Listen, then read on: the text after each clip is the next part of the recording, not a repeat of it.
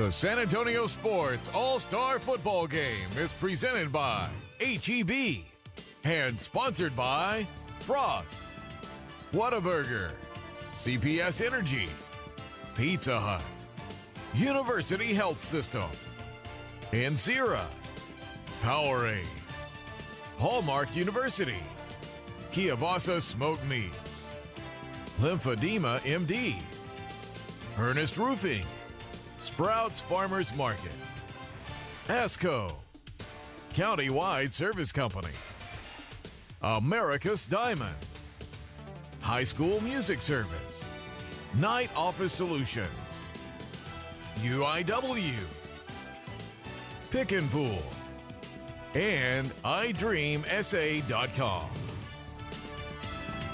Who says high school football season is over? Good evening, everybody, and welcome to the 40th anniversary of the San Antonio Sports All-Star Game presented by H-E-B. It's a San Antonio East-West showdown. Welcome to the Alamo Dome, everybody. I'm Don Harris, along with my broadcast partner, Chuck Mikatinik. It's a doubleheader here. Caden Stearns, a local kid from Steele High School, was just named the MVP of the Army All-American Bowl, and now 100 of his close friends right here in San Antonio get to do battle on the doubleheader. 3 of the San Antonio guys got to play in the U.S. Army All-American game. A couple of those guys were slated to play in our game. Wish we could have them stick around to kind of fill out the roster here, but hey, no doubt, Don, we've got 100 kids that for many years, and in some cases these guys have been doing it for multi-years, showing off their talents here in San Antonio. They get rewarded by a trip to San Antonio's Shrine Game. Yeah, and got a lot of kids that you'll see at the next level in the Big 12, Power 5 conferences, and others, and it starts with the kid from Smithson Valley. Yeah, Trayvon Merrig Woodward. This young man, if I'm playing quarterback for the West, I'm looking on the opposite side of this guy, one of the best cover corners in the area, and yeah, bound for TCU. And again, if I'm playing quarterback for the West, the second guy that I'm looking to try to avoid is at safety from Steele High School, and he goes by the name of Javion Cardwell. Yeah. Can you imagine this guy and Caden Stearns on the same football field? Wow, made it really hard for opposing offenses to get down the field on these two guys, one of the most explosive intercept guys in the area. He was on his way to Oklahoma State. And also Jalen Battles from your alma mater, the Madison Mavericks. We saw him earlier this year on Thursday Night Lights, a fantastic wide receiver who also handles the punting duties there at Madison, and he will be the punter here tonight. And UTSA's got a big recruit in this one. Indeed they do. Spencer Burford, the big left tackle. Look at this guy. You know Frank Wilson is going to love to have this guy on the left side of his offensive line. Spencer Burford is a load at 6'5", 271. I thought this next kid was one of the best kids we saw all year long. Millard Bradford from O'Connor. Safety with incredible speed, plays special teams, unbelievable talent, has TCU and Houston both looking at him. Had this play on TNL where he scooped up with his left hand the blocked kick and took it back for a touchdown. He's a very special talent. And also in that same district, the only all-state 6A player from San Antonio. Yeah, uncommitted is Isaiah Paul, and just a tremendous linebacker from Brennan High School. As you see, he was the 28 6A Zone A defensive MVP. There are some scouts here in the stands tonight, and I do know this from talking to the coaching staff over at Brennan all year long. They said whoever gets this guy is going to get a heck of a football player. Also, Davis Bren from Bernie Champion, a quarterback, headed to Tulsa. We had him on TNL as well. Long, tall, good arm. His coach is the head coach in this one. And they've got a lot of great quarterbacks there on the West. We will see him slinging around tonight. And one of the guys he is going to be looking for, among others, is Big Ben Sims, the huge tight end from Clark, who committed early to Baylor. He has kept his commitment, feels right at home there, so we're going to see a lot of his ball skills tonight on the offensive end. Again, weapons on both sides for both of these teams, both offensively and defensively. It's going to be interesting to see which gives. They're the stars of the future. You're going to say, I knew them when we watch the 40th San Antonio Sports All-Star Game. We'll introduce you to the coaches when we come back.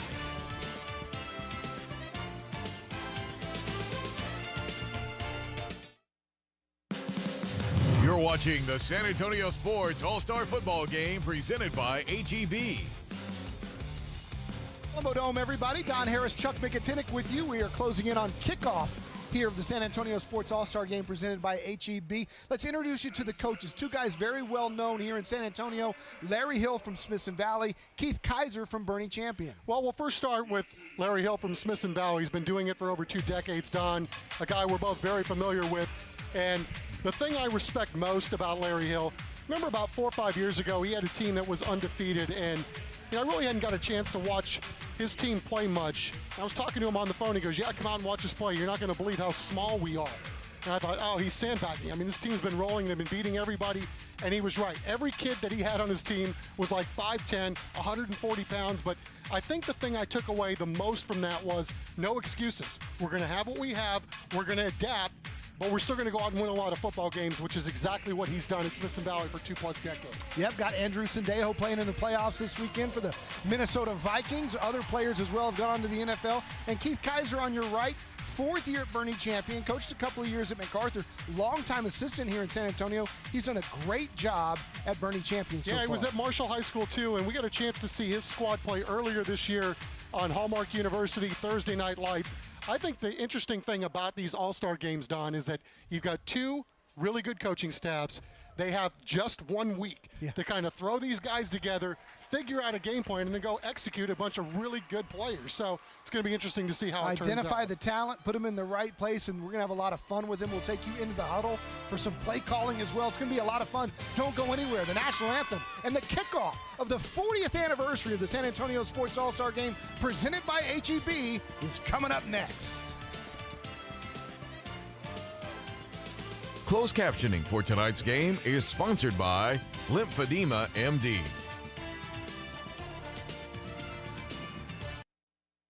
Olivia Agia. Olivia is a 17-year-old senior at Alamo Heights High School, a singer, songwriter, and has been performing the national anthem in San Antonio sports venues since she was 14 years old.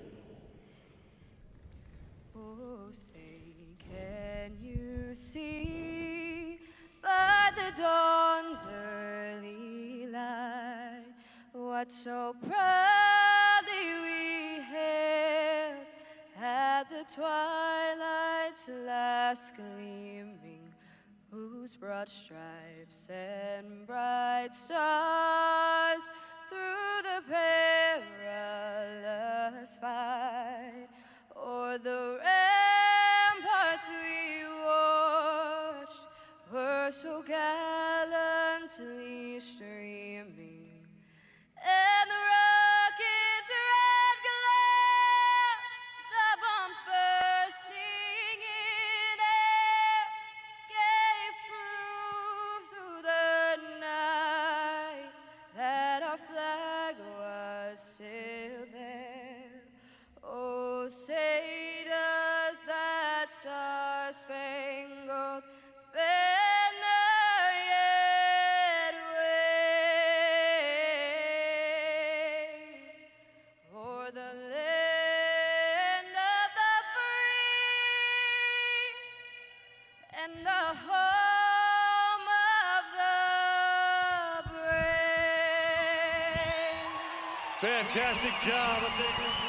Wow, the talent on the football field's got a long way to go to compete with the young lady from Alamo Heights. Fantastic. Let's go down to the sidelines. Mike Hernandez, as always, joining us on the sidelines. And this is Mike's favorite game of the year because he gets to be in the huddle. Absolutely, guys. Hey, this is awesome. We've got some of the best talent in the area. Everybody's gathered here at the beautiful Alamo Dome, and it's almost kickoff time now. East versus West. Great coaching, great kids, and everybody, all the coaches I've talked to this week have said the same thing. The players have been outstanding, very cooperative, working hard, no attitudes. Nobody's too good for this. Everybody's ready to come out here and have a good time. One of the things that makes this special, as you mentioned off the top there, is that we're going to get to actually go in during the games, which normally it's off limits for us. If you're watching any of the Thursday Night Lights, you know that that normally does not happen. But in this case, since it is an all-star game, we're going to get to come out here, talk to the players after they make a big play, talk to the coaches, and hopefully at some point we're going to be able to get in the huddle and see what they're calling. What's the next play? Maybe even they'll take a coaching hint or two. So I want you to watch the game closely, guys, because you may have to call the play and make the big one to win the game. All right, thanks a lot, Mike. Hey, by the way, if you want to call a play, Tweet us your best idea at Don Harris 4 on Twitter. And Chuck is at Max Sports. SA. At Max Sports SA. So tweet us your play, and perhaps we'll see which one we can send down to Mike, and maybe the coaches will run it. You see Keith Kaiser from Bernie Champion.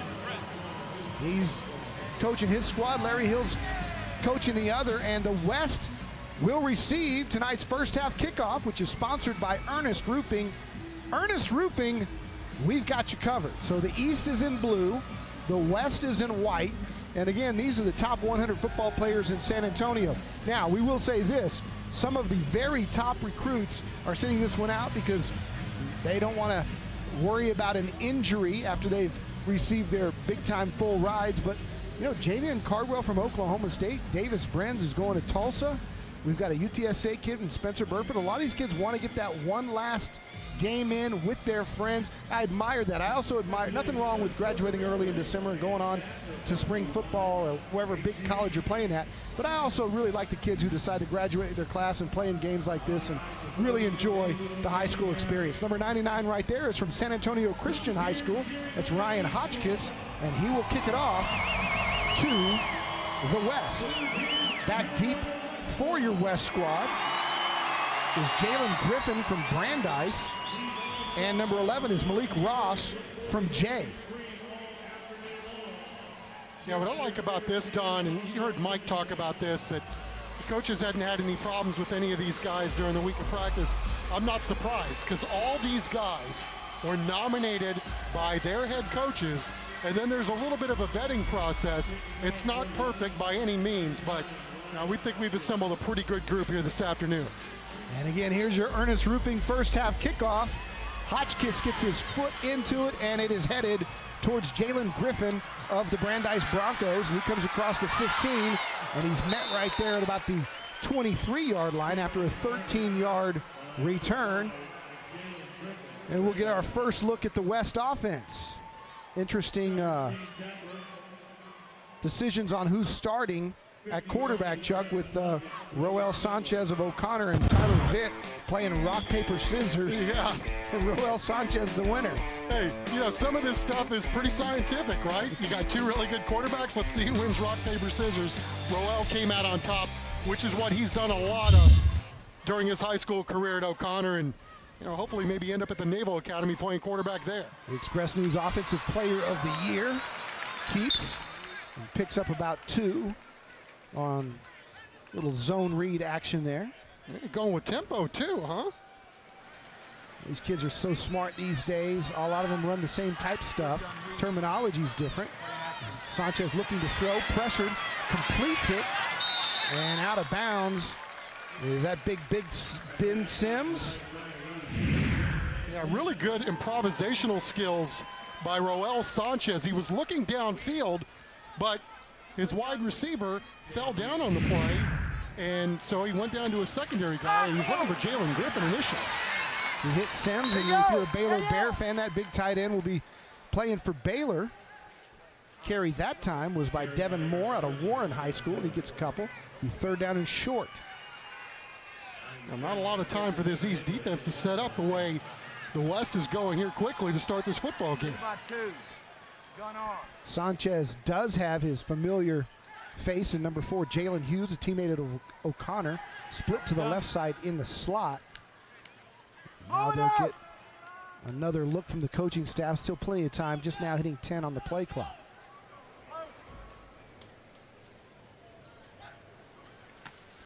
It's 4th and 1. They hand it to Moore, and he's got the first down. And more for Moore. I like what you did there. That's a Powerade first down here in the San Antonio Sports All-Star game.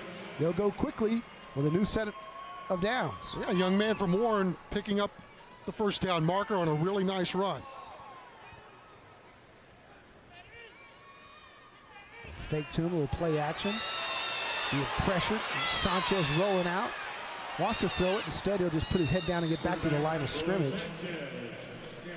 Good closing speed there by C.J. Keeler from Smithson Valley, who closed it down quickly and got him out of bounds. I like what Roel Sanchez did right there.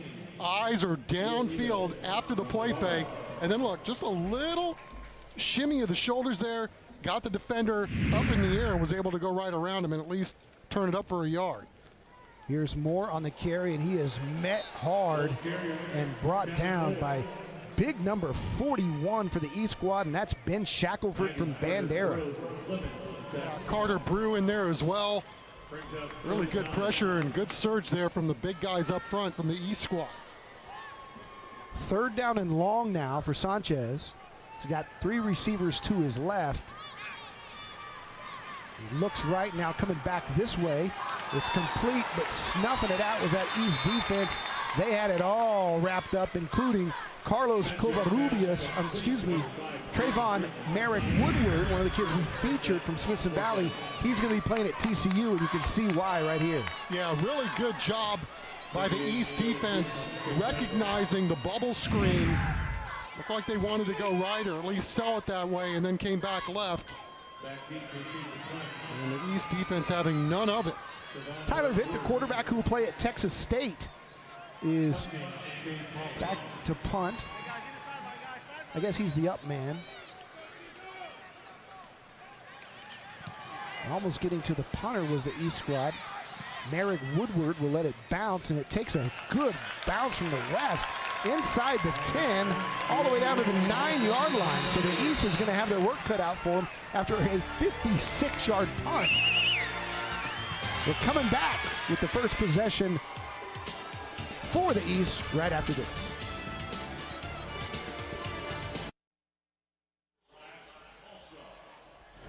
Welcome back. You're looking at Ryan Redding out of New Braunfels. He's the quarterback to start for the East. Clemens is Marshawn Brown behind him as the running back. Instead, they hand it on a little sweep to the left side, and picking up about 6 yards is Mason Pierce from Smithson Valley. Ryan Redding, fantastic season there, over 3,000 yards passing and 23 touchdowns. For the Unicorns, great season, selected by his coach to represent. Well, you can tell by those stats, he looks like a young man that likes to get the ball downfield. That's a lot of yardage from those completions. He's got Brandon McDuffie of Johnson split right. Instead, hands off to Brown, and Brown is brought down quickly. Big old Brandon Matterson. Number 99 from Brandeis High School, 6'2", 282 pounds. It looked like he was playing that play like he just missed lunch. Feed the big fella. Look at him get after it. Nice job, Matterson. Of course, Brandeis had another good season, as they always seem to do. 3rd down and 1. Redding gets the check down from his coaching staff. He'll keep it himself. And he lunges for the first down for the East squad. Nice job fending off the initial penetration. Let's go down to the sidelines. Mike standing by with a quarterback who was the very best in San Antonio. San Antonio's Offensive Player of the Year and taking his squad deep into the playoffs. Yes, he did. We're talking about Roel Sanchez. How you doing, son? I'm doing good, thank you. Good. So first series under your belt, were you a little nervous? Nah, I mean, we got guys that make plays out there, and it gives me the confidence. Okay. So is it true that you all decided who was going to start today with the rock, paper, scissors thing? Yes, sir. Tyler, you know, he's a great player, great guy, and, you know, coach just basically told us, he was like, you know, y'all are neck and neck right now. He was like, best 2 out of 3. So we went ahead and decided that way. Okay, so one last question before I let you go. What's your next step now? Where are you going to college? What you looking at? I'm hoping to be for sure on that next month. By next month, I don't really have much offers right now, but hopefully after this game, and, you know, as January comes along, and more offers will come in. Well, if an offer doesn't come along, they're absolutely crazy, okay? Because you can play some ball, and you deserve to play at the next level. Good luck, okay? Good luck in the rest. Thanks, Mike. East running a little reverse, and nice pickup going a long way, and ended with a big-time hit. That was a Hunter from Smithson Valley, the tight end coming across and picking up big yardage, but we got a flag down. Yeah, I don't know what they're going to call here.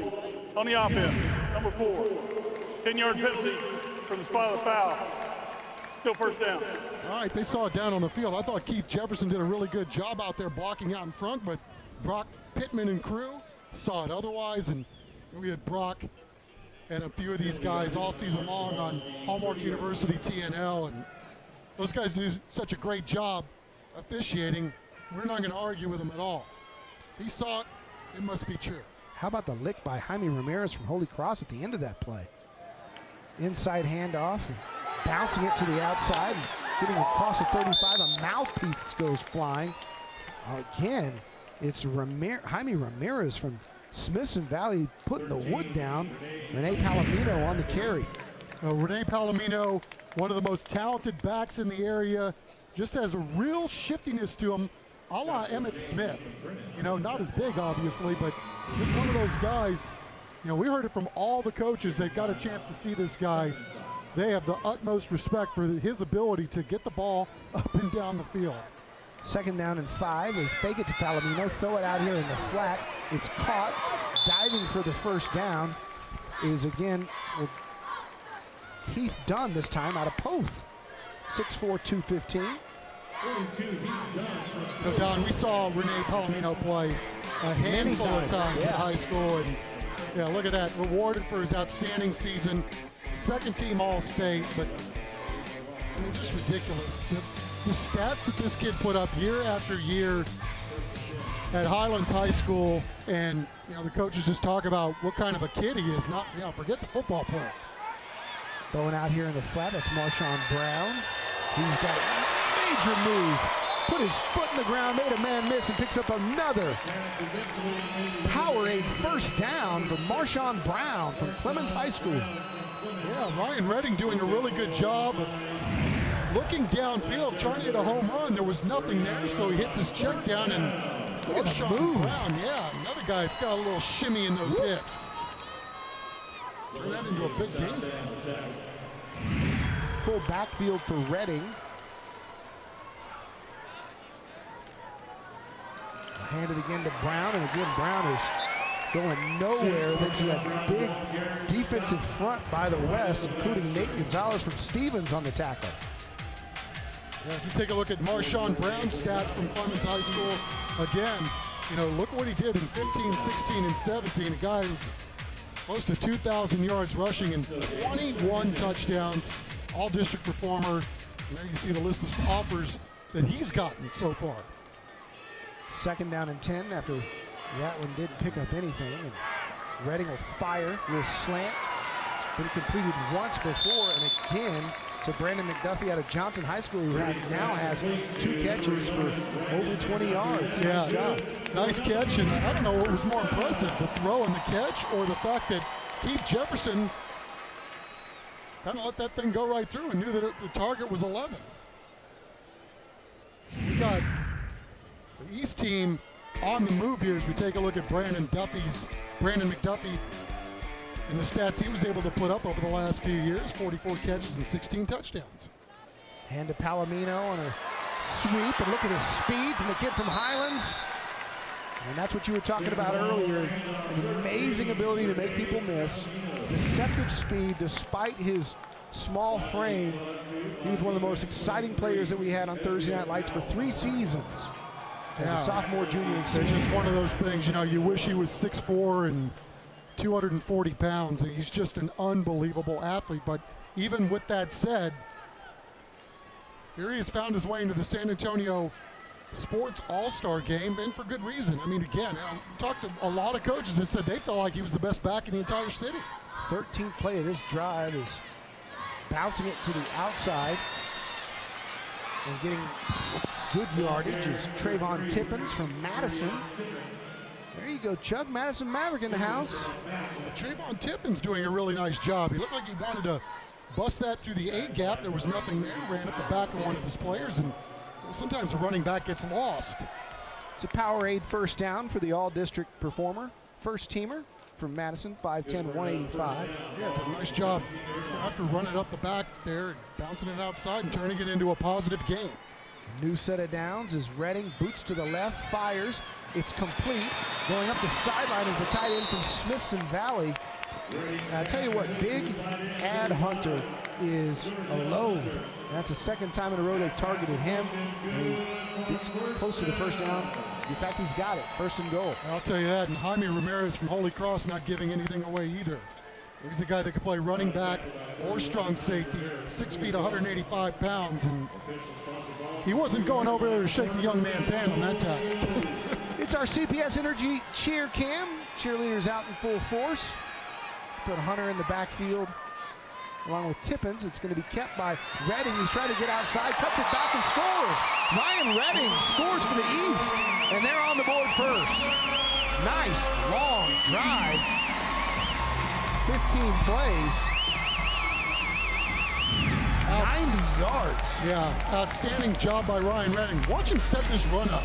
Oh, we're going to go outside. No, I'm going to cut it back in. And all he needed was that one little crease in order to find the pay turf, get into the end zone for our first 6 of the afternoon.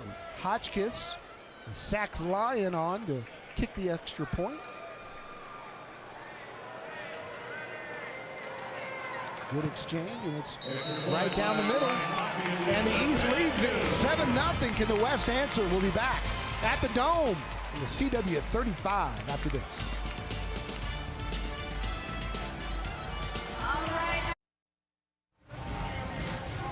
Welcome back to the Alamo Dome. After a 14-play, 90-yard drive, Ryan Redding strikes pay dirt for the East, and they're on the board first. A lot of family and friends smiling on the America's Diamond Smile Cam. Good turnout here in the Alamo Dome for the second game of this doubleheader. Love it. Not only does mom and dad and grandparents come, but a lot of times these schools bring a nice contingent of family and friends and teammates who play with the young man at their school. And as Chuck said earlier, these are the best of the best, not just in talent, but these are their guys that their coaches nominated based not only on their ability. They do want to see these kids get a look at the next level, but also these are their captains, their leaders, their aces in the classroom, and this is a reward for a job well done as Hotchkiss kicks it deep. It's taken at the 11. Getting across is Jalen Griffin, and that's where the West will have it when we come back with the East leading 7-0.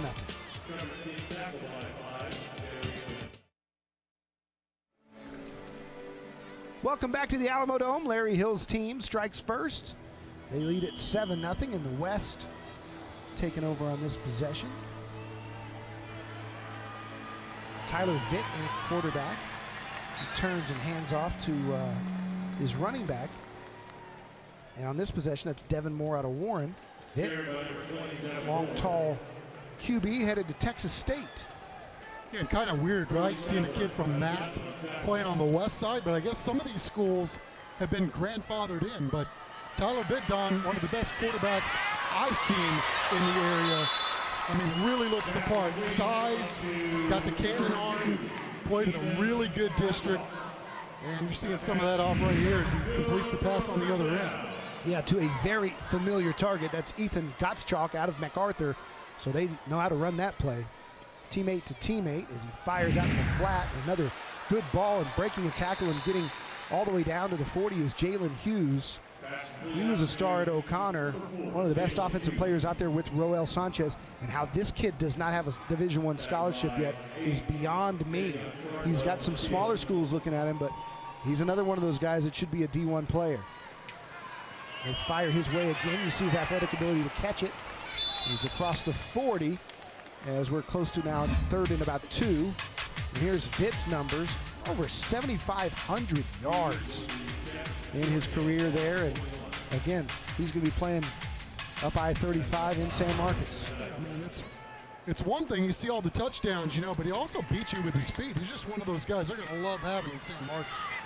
Incomplete as it was dropped out in the flat. Let's go down to the sidelines. Mike Hernandez standing by with the hero of the last drive. All right, real quick, Ryan's got to go back in. This is Ryan Redding from New Braunfels, just scored the touchdown. How you doing? Good. How'd it feel?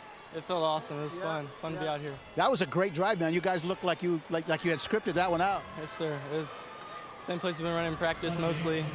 It's easy.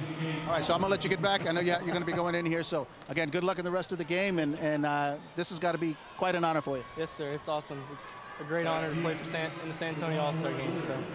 Well, it's nice to see you out there. Good luck in the rest of the game. All right, thanks a lot, Mike. How about a fake here on 4th and 1.5? Look at the splits. Look Oh, out. Vitt on the rule fake. Look at the ball. Completed all the way down to the 20 and being dragged down at about the 14-yard line is number 41, and that's Ben Shackelford from Bandera, Texas. Yeah, good job, Coach Kaiser. Throwing out a little razzle-dazzle here. Surprise fakes are allowed in an all-star game, but hey, whatever. Tell you what, really not too bad at coverage. It's Tyler Vitt throwing him open. Oh, man, what a throw. Hey, it's an all-star game. 45 yards.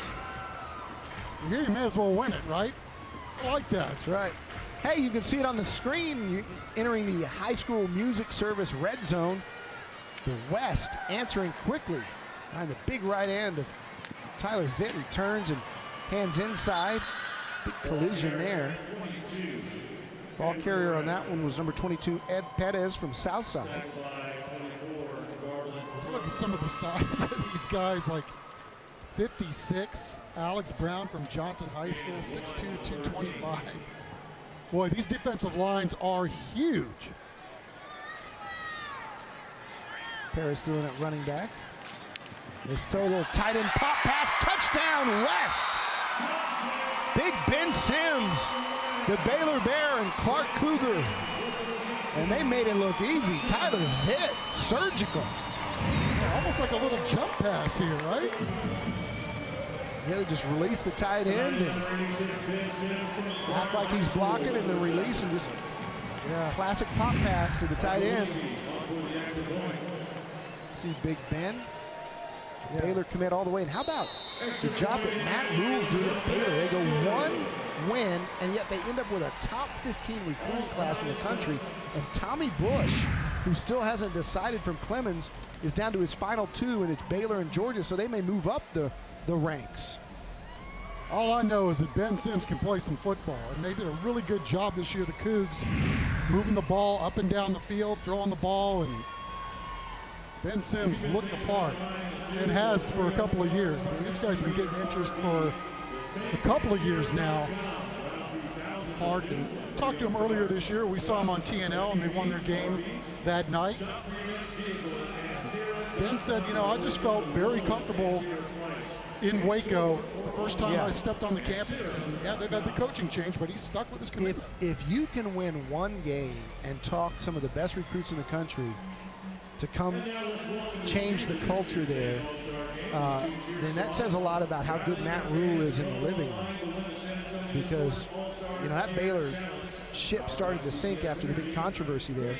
They had a really rough year this year, but everybody who's been in contact with Rule is impressed by the way he conducts himself, and obviously parents like him, because to end up with a 12th ranked in some polls, 14th ranked in others recruiting class after a one-win season, and you're right up there with the Bamas and the Georgias and the Tennessees and the Texases and the A&Ms. Unbelievable. Yeah, you know, and some of this too is, you know, if you're a high school kid and you're being recruited by a lot of different places.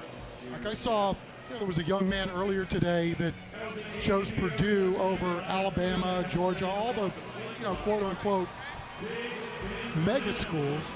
You know, and if you're a young man, you know, probably as a freshman, you're not getting on the field at an Alabama or a Georgia.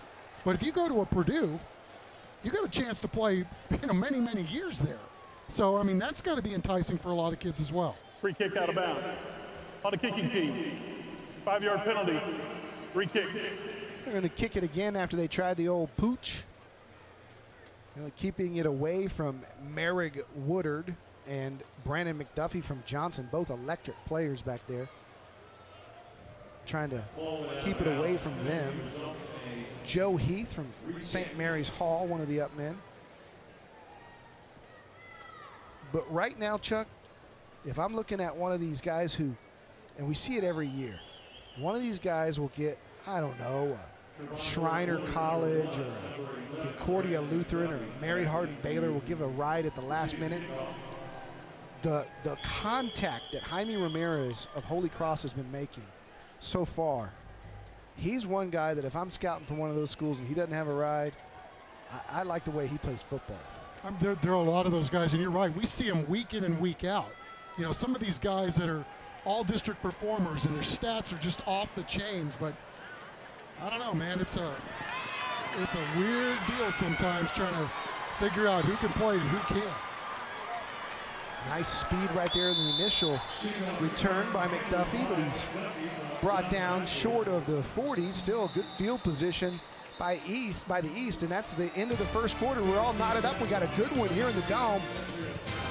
Second quarter, straight ahead. Stick with us on the CW 35.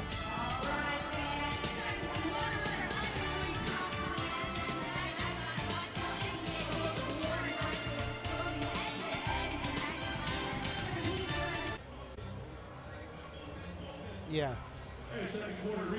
Welcome back to the East-West All-Star Game. It's the San Antonio Sports All-Star Game presented by HEB. They've been playing this for 40 years in San Antonio. Some of the biggest names ever to come out of this town have played in it.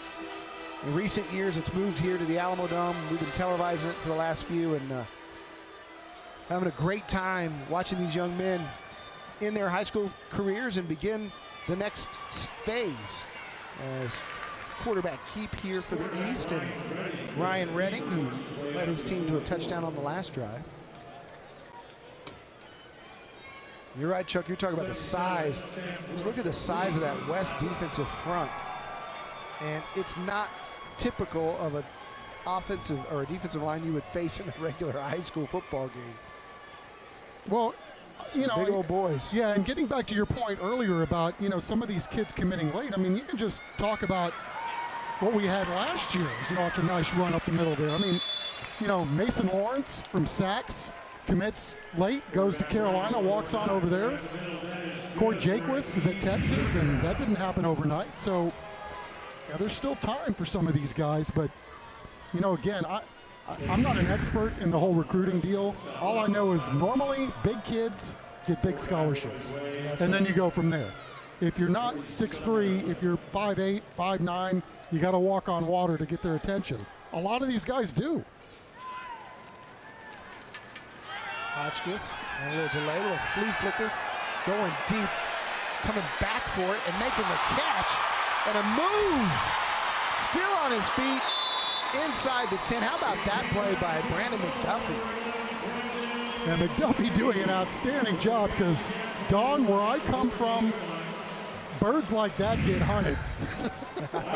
That thing was a duck, but Duffy doing a great job coming back. You know, sometimes you want to put so much mustard under that ball, you don't find the ears. Happened to me a lot in the street as a kid, but that's a kielbasa smoked meat first down inside the red zone. Great job, though. Found the ears, picked up the ball, got the first. The high school music red zone, and this one's completed to the outside, trying to score. Getting close is Felton Walls from Roosevelt. But you know what? The kid McDuffie that made the catch there, he's a kick returner, and that ball was end over end. Probably played some baseball, too. Probably center field. Located the ball, tracked it, came back for it. I don't know that I've ever seen an end over end throw. Felton Walls just a shade under 6 feet and wrapping up his high school career at Roosevelt, where he scored 7 times. Glad to have him here. Inside handoff and getting close to the goal line, right down to the 2-yard line for the East is stopped right there. And again, it's Palomino out of Highlands High School. Tough run by a little kid, 145 pounds. He wasn't afraid to stick his head down and go in there with the big boys. Tough and outstanding vision and loads of junk in his game. It's subtle, but we've seen a lot of guys whiff, trying to bring down Rene Palomino over the years. Brown has it from Clemens. He bounces it. Touchdown East. Marshawn Brown, the Clemens buff. Boy, remember the game we had earlier this year on Hallmark University TNL? It was the Marshawn Brown, Brendan Brady show from Steele. Yeah. Marshawn Brown doing his thing. This guy, really talented back. Again, looked like he was going to go right, cut it back, ended up walking in. Great vision, bounced it to the left, and Hotchkiss from San Antonio Christian on for his second PAT of the night. Good hold. Right down Main Street, and the East has a 14-7 lead. The West gets it back. We'll let Mike Hernandez eavesdrop on that West sideline when we come back. Don't go anywhere. Good game here at the Dome.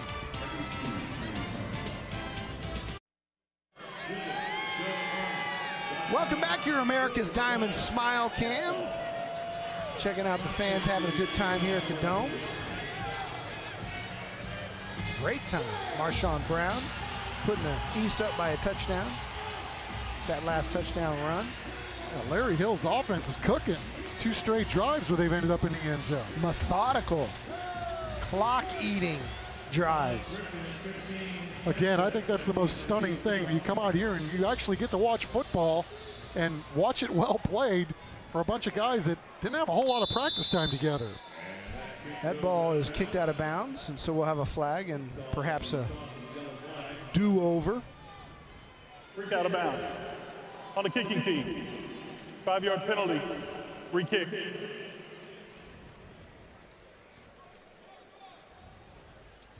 Nothing like these do-overs on kicks, huh? I'm all about an all-star game. Put it at the 25 or 30 and let's go. Play football. Especially when it's, you got a 1 week to coach special teams. Of course, in a game like this is where you're going to have big plays. We saw that a few years ago with Justin Stockton. Oh, ridiculous. I mean, the returner has such an advantage in this. Covering kicks is something you have to practice all year to get good at. So maybe we'll see something fun happen. Raul Sanchez back there, the quarterback? Is that true? Got tie-dyed jerseys. I can't tell. It looks like Sanchez will take it right there. Look at big boy. The 15. Breaks a tackle. Has another down to about the 28-yard line, and he's brought down there. Let's see if he stays in and plays a little QB. Yeah, I'll tell you what. That's what you ask him. You a quarterback? No, sir. I'm a football player. Let's go down to Mike Hernandez, who's going to get the play for us. Mike? All right, I got J.D. Hammersall right here. Zimmer Hansel. Excuse me. He's an offensive coordinator. Okay, go ahead. All right, hey, we're going to go doubles. Hey, we're going to go 0 here with 91 on the outside, okay? See what you like. Let's run it. Let's run it. All right, so in English, what is that, J.D.? So we got a little RPO here. So we're going to base block. And our quarterback, if he sees 5 in the box, he's going to give it. If there's 6 in the box, he's going to throw an outside hitch route to one of the outside guys, depending on how the corner's playing. Now, who's he reading? So right now there's only 5 in the box. So he could throw it, he could give it, or he could throw this one route to each side because the corner's off. So he could throw a one route. That's a little hitch to the outside. There you go, right there. Boom. Got to get it up. Got a late hit on the quarterback. And the ball hit the ground. That's incomplete. The quarterback is Brooks Klutz out of Bernie. And they'll personal foul. I was just laughing because you heard somebody yell, hey, you got to get it up. 15-yard penalty. Hey, coach, I'd like to get it up, but somebody's smashing my face in. Yeah, that's right. Same call, Mike? Trips on the east side over there. So we got 3 receivers over there. He's gonna read the outside backer over here on the trip side. And so he could throw it to the number 19, or he could throw it to the inside receiver number 3. So he's gonna look at 28 right here. Whatever 28 does, he's wrong. Okay, so let's see what he's looking at. He's gonna look at 28. 28 standing right there at the 45. Gotta get the snap. Good coverage by that defensive front. And getting back there for a near sack is number 40, C.J. Keeler out of Smithson Valley. So got trips left. Hey, zone, 2, 2, 2, 2. You're gonna have to do some verticals now. That's what's interesting. You think you got the play you think is gonna work, and You're gonna read the big boy over here. He's gonna give it or keep it, and then he can throw the bubble off this outside backer. May have a bubble screen. He should have pulled it there. Instead, he gave it, and it doesn't go anywhere. So he made the wrong decision based on the situation? He made the wrong read there. Okay, hey, we're gonna go doubles, doubles, doubles, doubles. Okay. Hey. It's self-preservation, Don. He made the wrong read because he got smashed on the play before. Our inside receiver right here is going to have a post, and our slot on the other side is going to give a dig. So we're going to look at this safety here. We're going to try to throw it over the safety's head.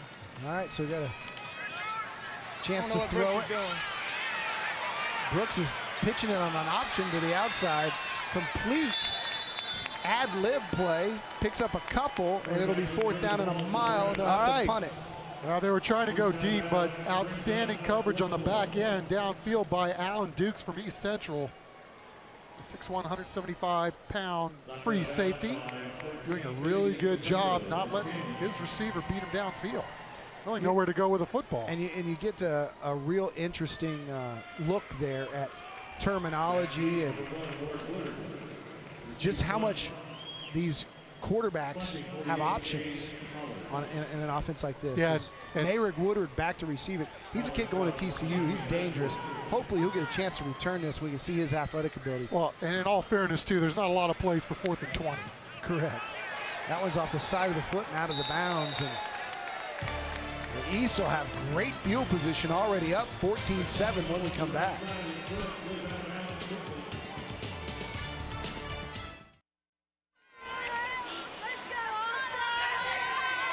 Welcome back to Medina Valley cheerleaders.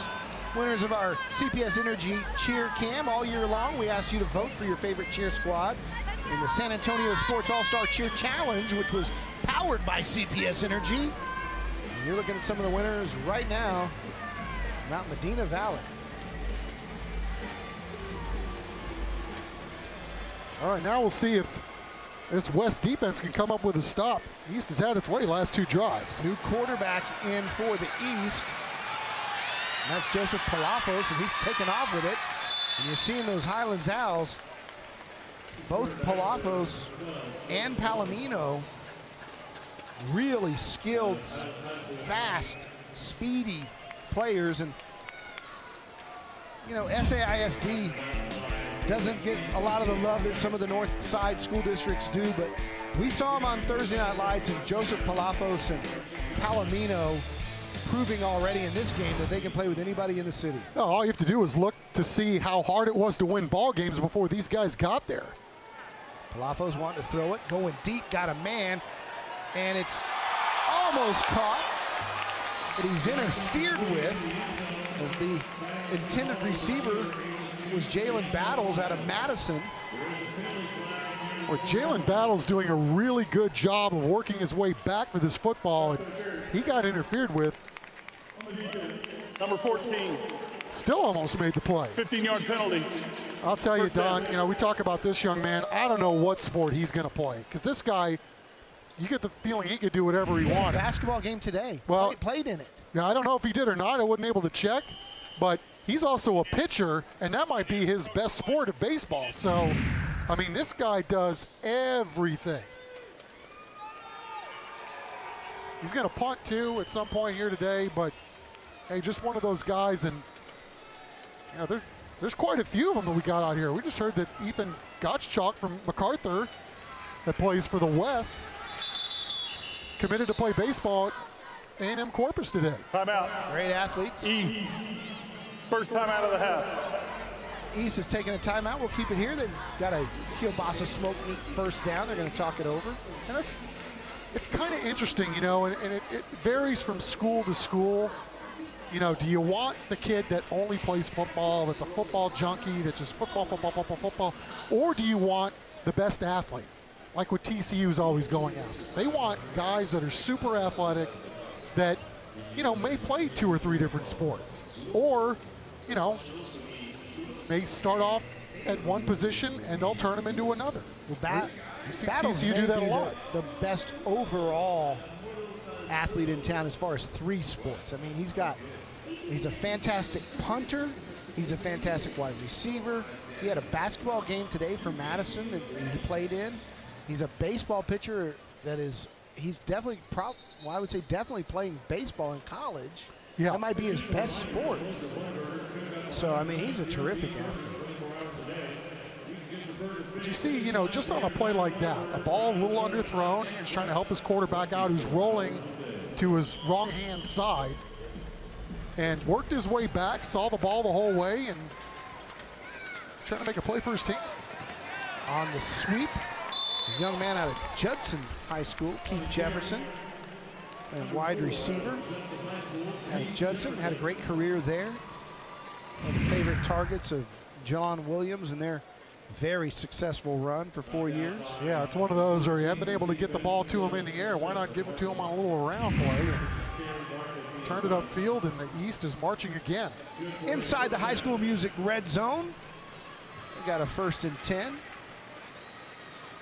Palafos has a word with his back in the backfield and then keeps and tries to pick up a few, but big number 99 there again for the West, and Brandon Matterson out of Brandeis is hard to block. This is another guy, you know, we saw him play earlier this year too. He's just a space eater, and he's got nimble feet. You know, one of those guys that plays the one technique is going to draw a lot of attention, still gets his game in and game out. Trayvon Tippins in at running back, along with Jonathan Handy from McCullum, who we saw on Thursday Night Lights. In motion is Jefferson.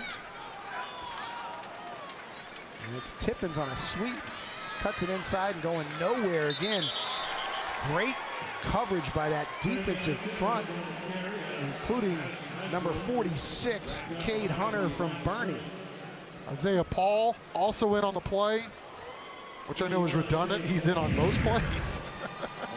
You know, with all the talent we had in San Antonio, O'Connor's run, Steele's run, not even Caden Stearns made all-state first-team 6A, but yet Isaiah Paul, linebacker from Brennan, made first-team all-state in Class 6A. Just an amazing accomplishment for him. 3rd down and 11. It's a zone read and taking off with it, getting to the 5 with some more major contact is Palafos. Yeah, really nice job junking up the run a little bit, getting it up, turning it up. Another big hit. Dylan Smith from Marshall laying the wood right there, which brings up 4th down and 4. They can pick up a 1st down without scoring. And Larry Hill and company rolling the bones. And they're going to go for it. Yeah, they figure why not? We don't get it? All right, we'll see if the West can go 95 on us. I'll take a timeout here, and Larry Hill will take a timeout and talk about it. Timeout. 3:56 left. Second of the half. It's time for a Whataburger player profile. Alex Brown out of Johnson High School, 6'2", 225. Johnson had a great season, and they've got some players making noise in this game right here. Yeah, I talked about Alex Brown earlier. I mean, this young man certainly looks the part, and you see this season he had 8 sacks for the Jags, 37 tackles, blocked the kick, did a little bit of everything. What a player. What a burger. All these guys we talked to earlier in the week, some of them were just quite frankly, you know, very honest. This is my last football game. You hoping to get a ride somewhere? Nope. Going to college, going to study, whatever. Hoping to be a doctor or a lawyer or a banker or whatever. But I just want to play in this one more time. And so we talk about the kids that are getting full rides and going other places. But there's a lot of young men out here who know this is the last time they're putting on a pair of pads and are fine with it. And looking forward to doing something else and being a regular college student. Somebody is going to get them one heck of an intramural quarterback if Roel Sanchez doesn't get a ride somewhere. Well, something tells me he will, but you're absolutely right. But that's the thing about these kids nowadays, man. There's a lot of varied interests out there, and played a lot of football, they know. Ryan Hotchkiss already has 2 extra points on to attempt a 22-yarder. A little tough snap and hold there. But the kick is up, and it's good. Nice job by the holder there to hang on to a snap and complete the exchange. And Ryan Hotchkiss has 5 points now. Absolutely, and you're right. Credit the holder, but credit Hotchkiss too. I mean, it doesn't take much to throw off a kicker's rhythm, and man, probably a little Fred Astaire and shuffled the feet, regroup, able to stick it through the pipes. Hey, we also want to reward the scholar athletes. You know, we've had it all year long, our Vulcan Materials Company $10,000 scholarship, and it goes to Cole Kuno of Reagan High School. He's the Scholar Athlete of the Year. And talk about kids going on to the next level to pursue other things, including education. Kuno, he's got 10 grand in his pocket to help him on his way to the university of his choice. So good for him. Oh, that's going to come in handy. I can promise you that. Dad paying tuition. Oh, you got that right, brother. Somebody's going to be real grateful for that 10 gur. They should have a picture with his dad holding the check. That's right. You tell Dad, hey, you just won the lottery, bro.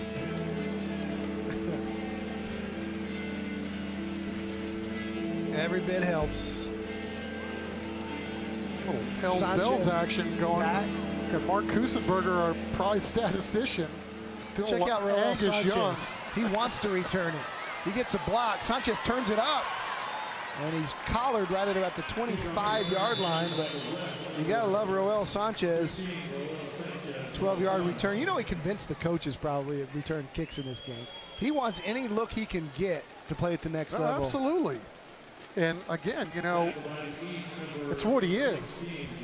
He's a quarterback, but he's a football player. Have we seen better leadership from a guy for 2 or 3 years? I mean, I'm sure there's guys who are equal, but we've had him on Thursday Night Lights, and we've watched his, you know, leadership there at O'Connor with Coach Molesky. And kids seem to follow him, even in an all-star game like this. You know, you show up to day one, you get your jerseys and your helmets, and there's that one kid that says, hey, let's do this, let's do this, let's do.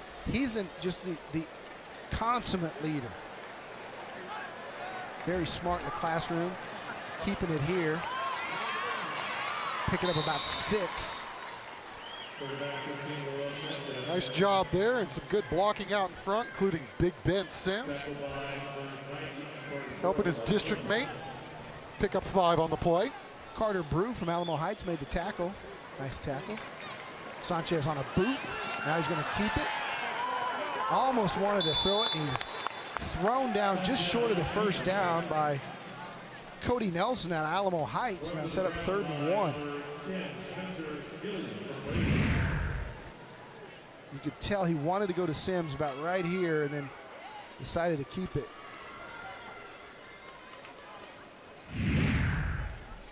Spencer Gilliam also there on the play. 2:48 left. High snap. Sanchez brings it in and now fires deep down the sidelines, and it's almost caught but incomplete. Looking for his best friend Jalen Hughes. And again, Spencer Gilliam from Reagan doing a really nice job, but that's one of those tough deals there. Roel Sanchez, first you got to find the snap.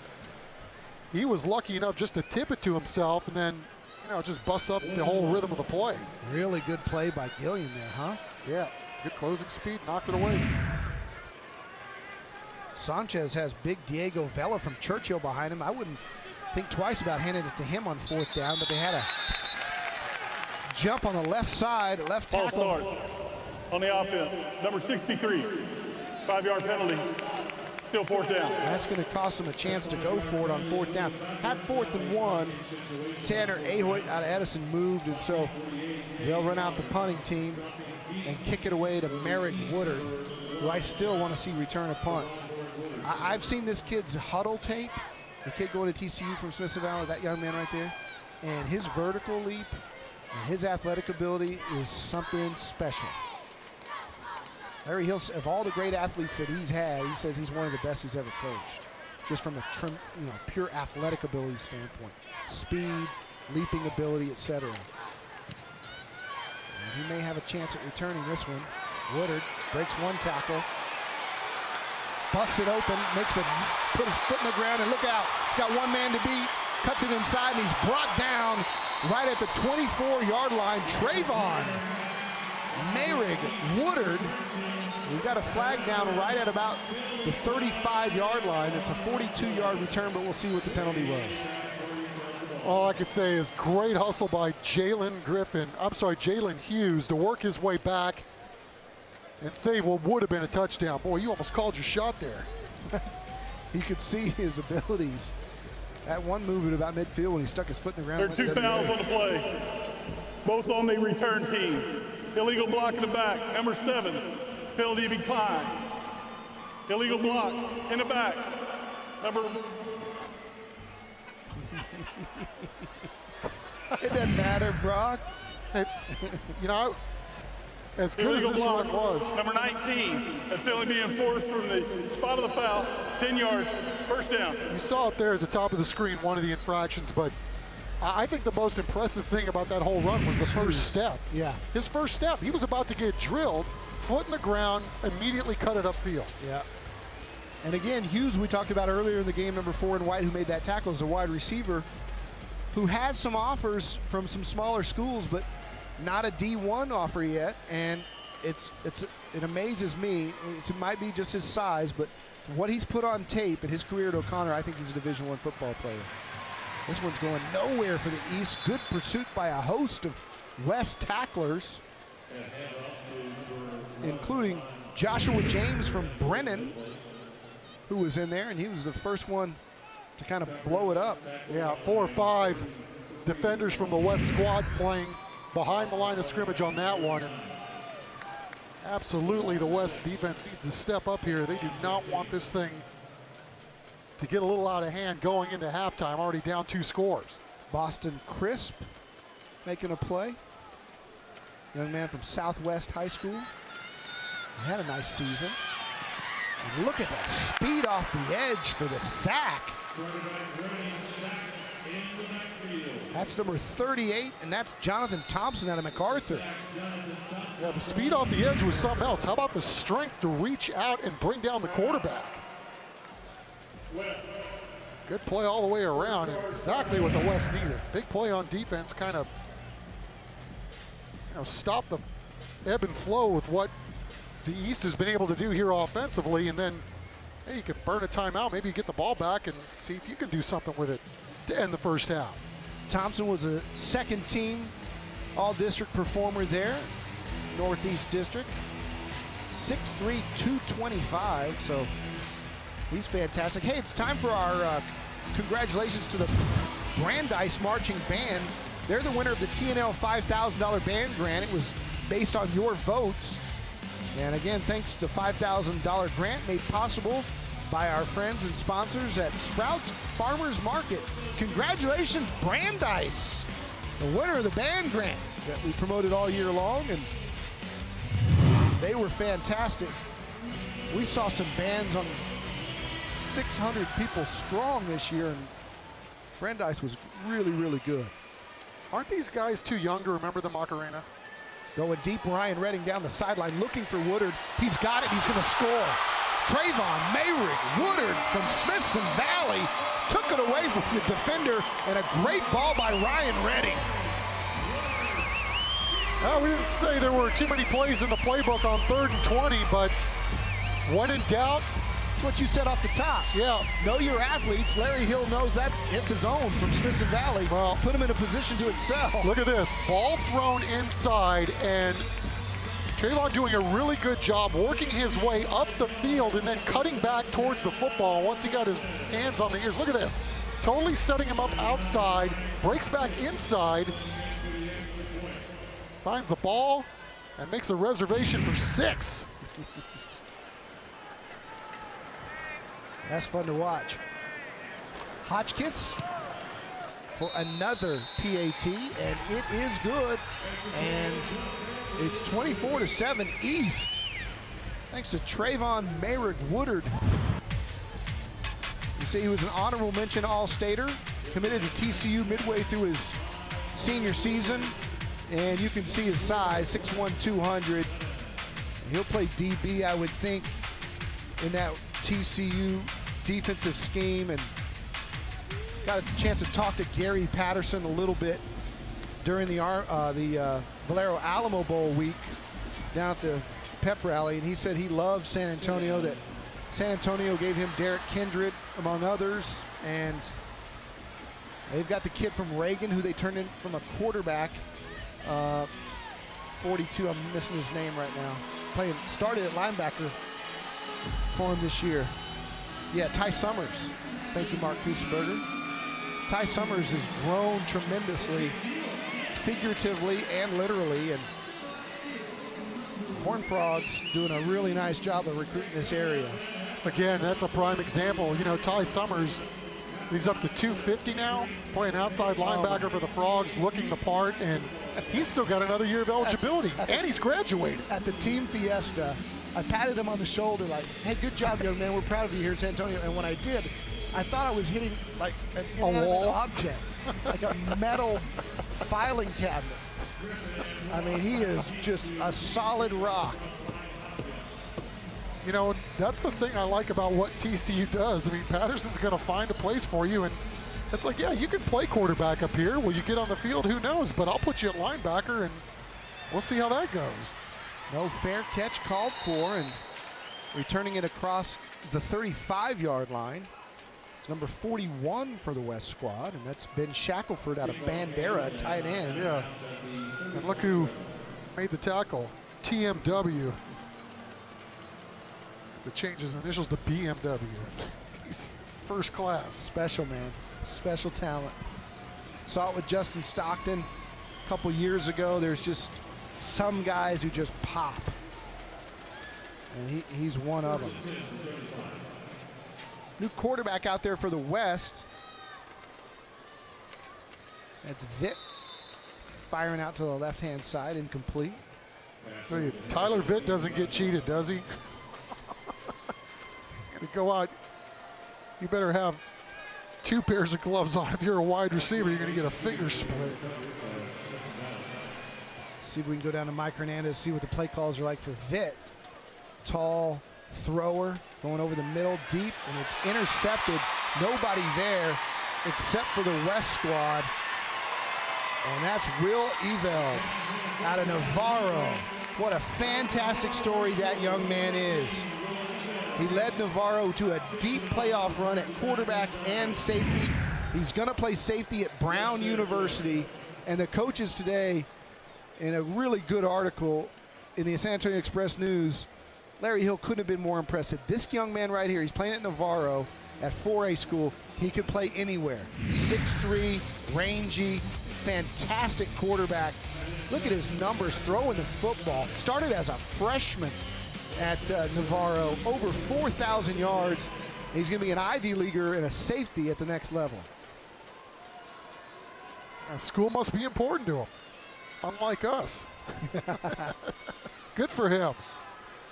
And the East back in business with 1:01 left. You know Larry Hill's going to try to score again. He throws it to the outside, and let's talk about one of Larry Hill's guys with Mike Hernandez down there, and that's Woodard, who has been the star of the game so far. Mike? Yeah, Trayvon just scored the touchdown. Explosive, man. That was a thing of beauty. Looks like you stole it right from under him. Yeah, it was a good throw by our QB, and I just went up and tried to make a play, and I did so. Okay, so you're going to TCU now. Just lost his mind. An amazing fit for TCU. Yeah, they're a great school, a great coach, great players, great tradition, and I can't wait to go up there and just be the best I can be. So good luck in the rest of the game, man, and good luck in the future. Okay? Thank you, appreciate it. All right. Bright future for that young man as the East tries to score with 40 ticks left. Clock is running as they set up 3rd down and 1. Yeah, I always wonder, watching Trayvon give that interview, when is he going to go to TCU? Because I was talking to Caden Stearns before the game. He's getting ready to go to Texas, graduate, and go right up there and start working on his college career. Some of these kids start class on Monday at the next level. I was watching that in the Army All-American Bowl. Kids playing quarterback at Clemson, starts class at Clemson on Monday. So you take a guy like that. I mean, that's pretty impressive. What did you do your second semester of your senior year? No, don't tell me. Never mind, we're going to keep this PG. But, I did the same stuff. I had to pass a couple classes to graduate. I think I was in the same canoe, bro. But, I mean, it's just really impressive that these guys are already walking, heading up, going to start their college careers. But that's what's tasked of them nowadays. There was a quarterback from California that was one of the highest-ranked players in the country playing in this Army game today. He started his junior season in September. but because of his age, he wanted to go ahead and go, and because of his ability where he's getting looks. He has 10 classes in the spring, 2 English classes, 1 algebra 2, 1 trigonometry, government, physics, and all this stuff. He's taking 10 classes in 1 semester, and he's doing his junior and senior year at the same time.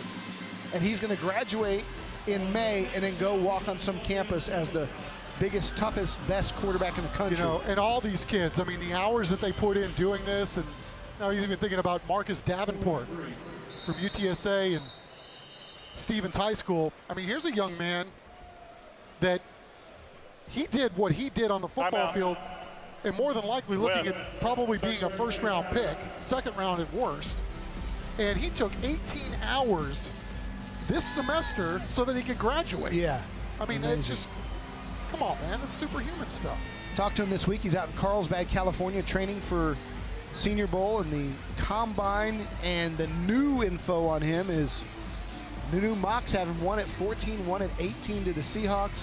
And Albert Breer from Sports Illustrated writing that he will not go any lower than the top 15 according to multiple scouts. So he's not gone only from a free agent to a late round pick to a mid round pick to a second round pick to maybe a first round pick to now a can't miss first half of the first round.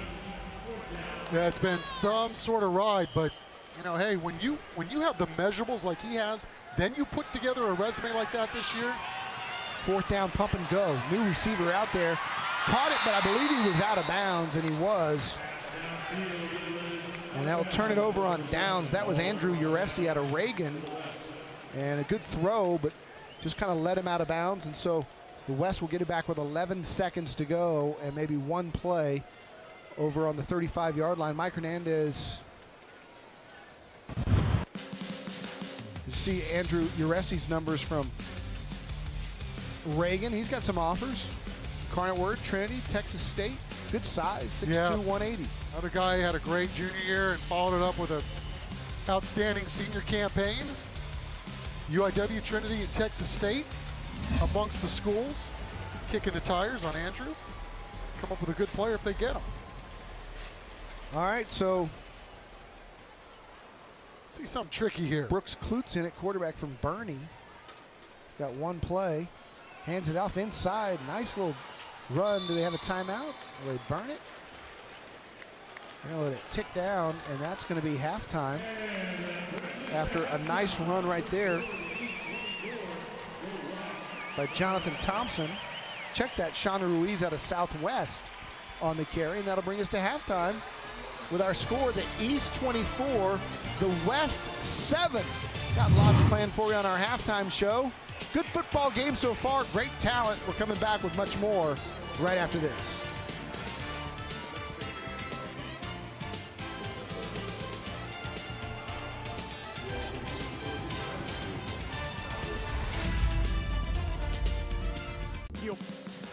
Welcome to the University Health System Halftime Show. Welcome to the University Hospital Halftime Show. Earlier this week, a group of U.S. Army All-Americans got the chance to visit University Hospital to lift the spirits of some patients and their families. Our cameras were there. Let's take a look.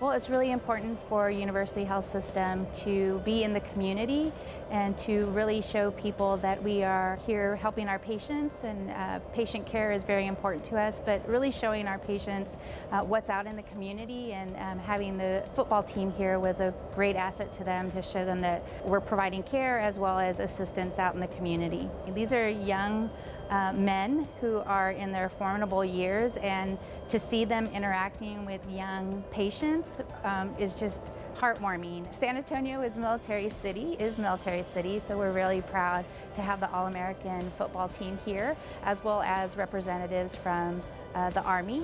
They were very generous in giving of their time today as well, and bringing some smiles to our children here in the hospital. It means a lot. It's a blessing to come out here, and really they lift our spirits, because the fight that they go through every day lets me know that none of my problems is as big as others. So it keeps me grateful, and just to keep me pushing forward to reach dreams. This has just been incredible. It's a real eye-opening experience just to see what others go through today, and it's just a real honor to be here just amongst these brave kids. This isn't just about football, it's just about the community that I grow up in and being able to affect the people that are here. It means a lot to him.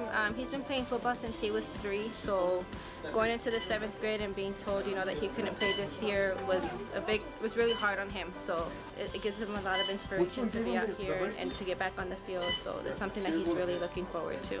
Well, it's been great just coming in and kind of visiting all the kids. I mean, we have a ton in common. Just kind of trying to lift their spirits and just trying to make them have a good day. It's amazing coming into this hospital and seeing these kids smile. Just smile, how they're so bright and the situations they're faced with. I'm definitely blessed to be in the position I'm in. Just makes you say, hey, you can't take anything for granted, right? Tomorrow's never promised. And so just showing that, hey, these kids are extremely resilient, and you just got to make sure you make the most out of every moment that you have with your loved ones. We're just super proud the boys were here. Thank you for them coming to visit University Hospital today with our children.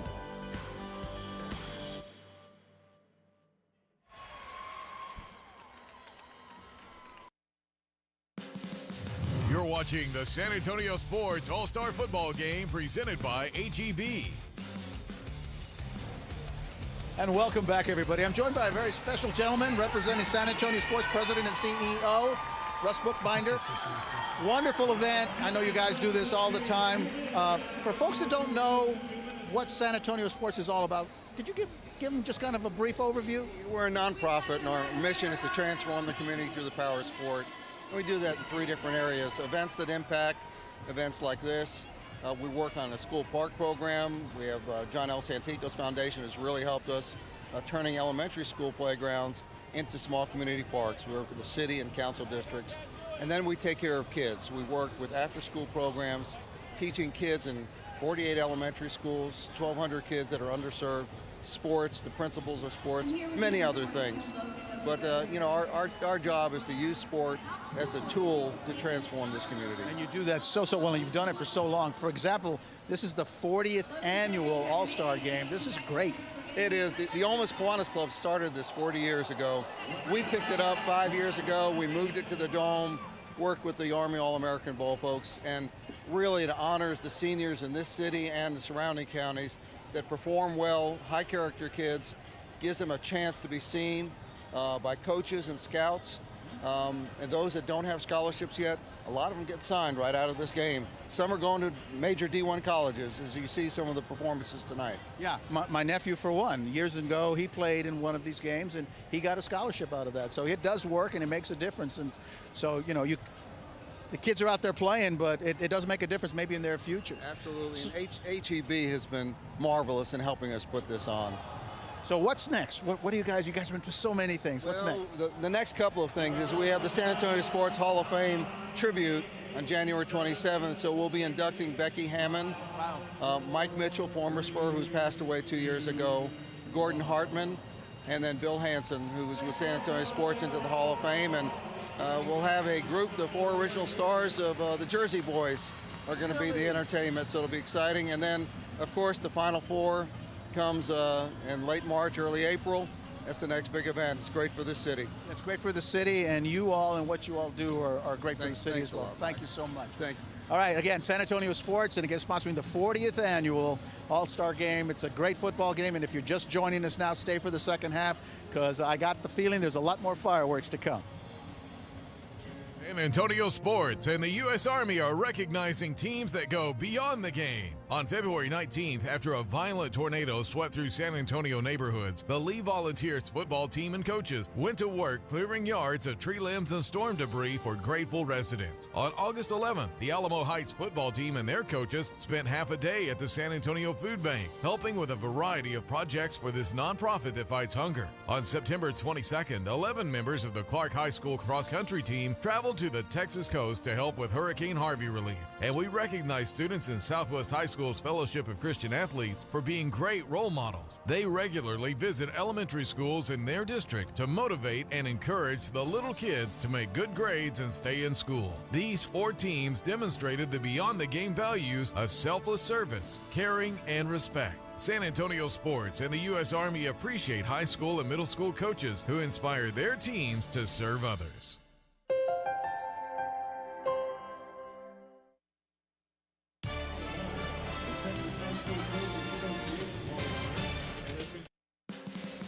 You're watching the San Antonio Sports All-Star Football Game presented by HEB. Hey, it's time for our highlights brought to you by iDreamSA.com, connecting San Antonio teens to opportunity. We had ourselves a football game early. It was tied up 7-7. East got on the board first as Ryan Redding, the East quarterback, did it on his own to put the East up 7-0. But then Chuck, a little trickery from the West as Tyler Vitt went to Ben Shackelford. Yeah, nice play on 4th down, got the East team going, and subsequently found themselves in the end zone a short time later. Your guy, Clark Cougar, Ben Sims, Baylor Bear tied it up. Marshawn Brown from Clemens made a nice move to give the East a 14-7 lead. Ryan Hotchkiss has 3 or 4 kicks today, extra points and field goals, and that gave him a 17-7 lead. And then Trayvon Mayrick Woodard showing his athletic ability with that fantastic catch, and that's where we stand, 24-7. Those are our iDreamSA.com highlights, and as you look, the statistics now starting to really go in favor of the East as well. Yeah, you know, they had, 3 or 4 drives there resulting in points for the East, and really the backbreaker by Merrick Woodard on that 3rd and long, hauling in that touchdown right before the end of the half, when it looked like the West was going to get the ball back and have a chance to go score on their own. But total yards, as you see, East comfortably out in front in that. First downs as well, and I'm really surprised. I think both of these teams have played a pretty clean game given the fact they only had a week to get this together. All right, let's send it to break. When we come back, we'll have the second half. The East in control right now. They'll have the football when we come back. Thanks for watching the University Health System Halftime Show. Stay tuned for the second half of tonight's game.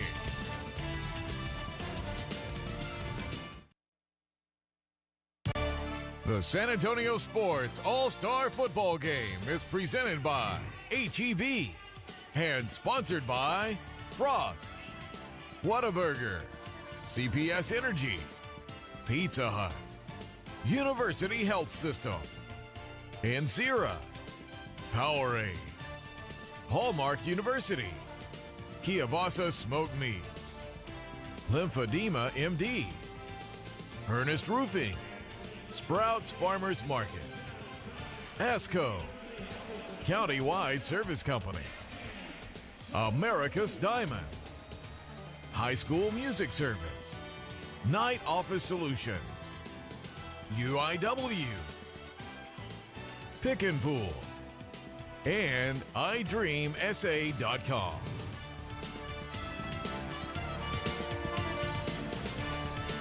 Welcome back inside the Alamo Dome, everybody. The 2 teams coming back onto the field. The East squad just got out here. The West squad still in the tunnel, making their way onto the field.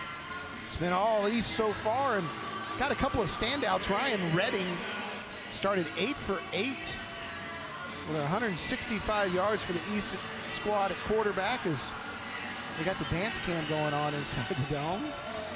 And of course, Trayvon Mayrick Woodard with a nice kickoff return and also that touchdown. And again, many scouts from all over Texas and the rest of the country checking out these kids. And when we say a lot of these kids will get scholarships right on the field after the game, that's been a tradition going back all 40 years. Now, we're not talking about the Texas and the A&Ms, but we're talking about places like where Mike Hernandez's nephew went. It was a small school in Kansas.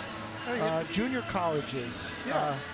Not only that, I mean, Don, we looked around the old college football landscape during the year, and it was really interesting to me to see Sam Houston State right up there in the Final Four. Wow. Right? And how many San Antonio contributors they have from there. You had A&M Commerce with over a dozen San Antonio kids. They do a great job recruiting San Antonio. Getting to the Final Four. And then Mary Hardin Baylor as well, playing in the national championship game in D3 for the second year in a row. So all those schools have made lots of hay, harvesting this area, get kids to come up and toil for their school. There's also kids like Jalen Hughes from O'Connor, who has a few of those offers, places like Abilene Christian, but is hoping to go to the next level in Division I. Houston has done a very good job recruiting San Antonio this year. They got Jelon Williams out of Judson, quarterback, and then the fantastic safety from O'Connor. UTSA doing a good job right here at home. And we're talking about the three guys that we had from here. Caden Stearns, of course, going to Texas, and Brendan Brady from Rice, or is going to Rice from Steele, and then Karsten Battles from Johnson, who's going to Oregon. Yeah. And those three guys played the U.S. Army All-American Bowl. Yeah, Zaire Taylor, the young man, the safety from O'Connor, that's going to Houston. As the kick will be taken by the up man at about the 25-yard line, and a nice job by the West squad to get down there and make the tackle. Making the tackle for the West was Isaiah Paul, the all-state linebacker from Brennan. We'll see what the West has here coming up on defense. See if they can get a stop and get the ball back to their offense. And let's go down to Mike Hernandez on the sideline with Coach Kaiser. Mike? Yeah, I got Coach Kaiser here. Coach, so what did you say inspiring to get him going for the second half? Make plays. I mean, what we talk about, we can't play the score of the game. We've got to play the game. If we start worrying about a score, then it makes each play too big for us right now. And our big focus during halftime, just play that play the game, and then let the score work itself out. And we've been in good positions.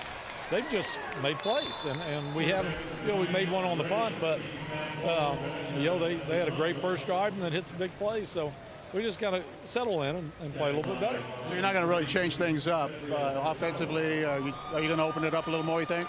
We will, but we've got to get out of 2nd and 10s. We've got to get in 2nd and 5s and 3rd and shorts. We've had 2 bad snaps that have cost us some series, and then that wasn't a cost us series, but it hurt. And we're just playing. The tough part is we're just playing 2nd and longs and 3rd and longs, and that's not good. It's kind of like that right there. I'm better than you, and we were right there. We were right there to make a play. So. But we'll keep plugging along. Okay, one quick question. What has this experience been? You mentioned to me off camera, before the game, but what has it been like to coach these kids this week? It's been awesome, just because they've all come in with great attitudes. They've worked hard. I mean, kids are playing basketball, they're playing soccer, and they're coming right from those practices to our practice with great attitudes, and it's been a pleasure because they've all created some friendships here all of a sudden. They compete against each other for a long time, and now they get to line up next to each other and pat each other on the back, and it's been exciting. It's what a great group of guys. All right, well, listen, we'll catch up in a few minutes, and we'll see when the West gets the ball back, and see what we can do. Touchdown dance here in a second. Okay. Get the ball. Okay. Well, I'll have the camera ready. Yeah. All right, back to you guys. Thanks, Mike. Still first down. Brock Pittman calling a penalty. Great pass from Ryan Redding to Brandon McDuffie.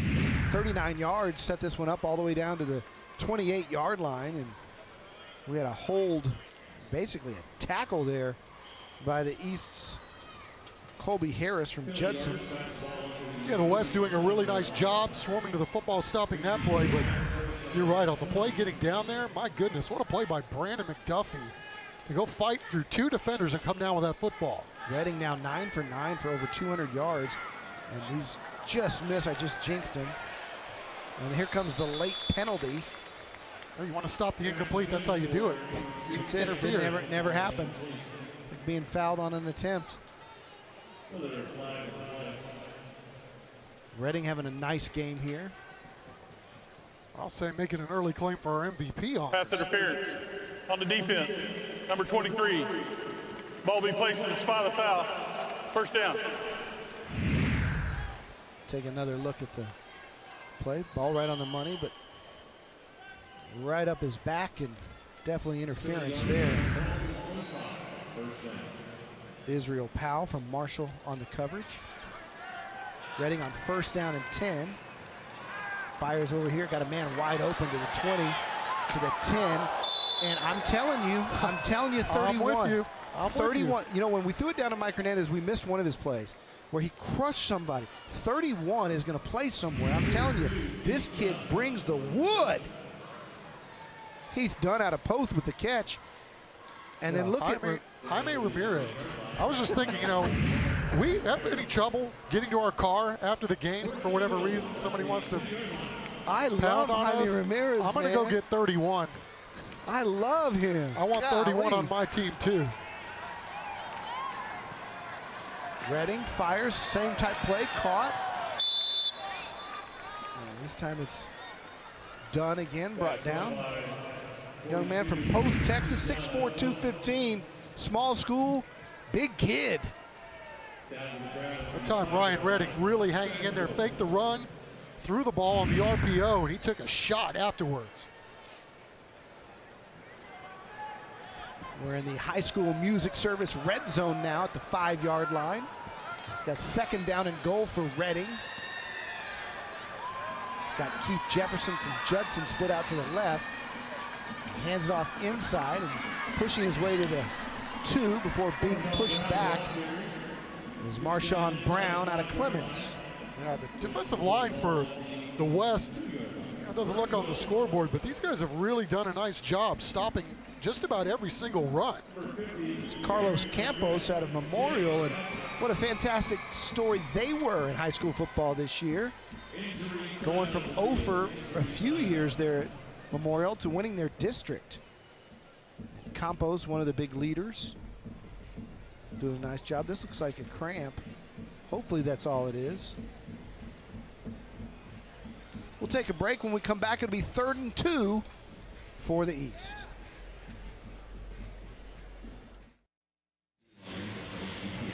There's Jaime Ramirez, the kid we were talking about, who was helped off the field. Meanwhile, it's 3rd down and goal for Ryan Redding, who's got a man in motion from Judson. Redding's going to keep. He's already got 1 touchdown, and now he's got another. Ryan Redding with 2 rushing touchdowns and 9 for 9 passing for over 200 yards, throwing the football. Unicorns in the house. We talked about ad nauseum this kid's ability to get the ball downfield. How about the footwork down here? Whoop. Nice. Quick stop and go.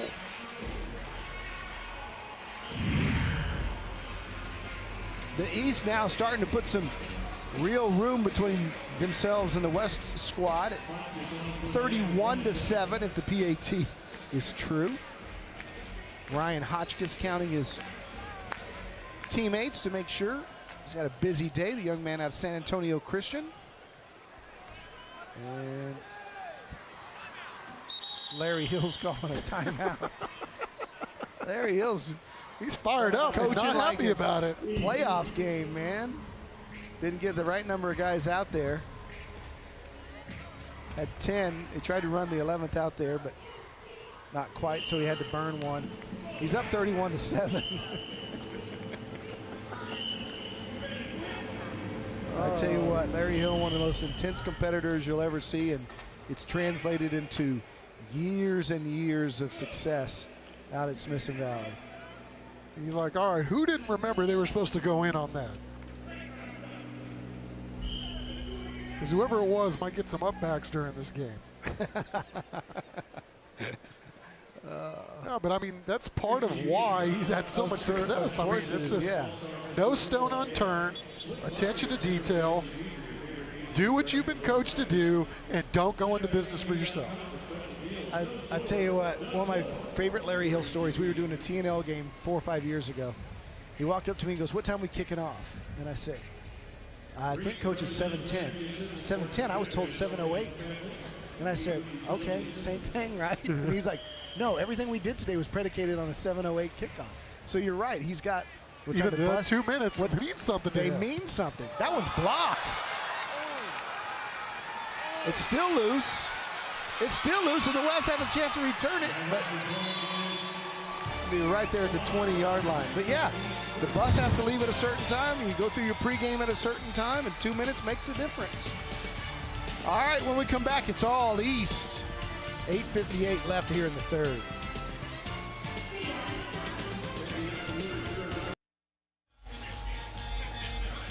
Ryan Hotchkiss suffers his first miss of the day, and it was a jailbreak for that West front line who got in there and blocked it, and then it looked like the old NFL bloopers.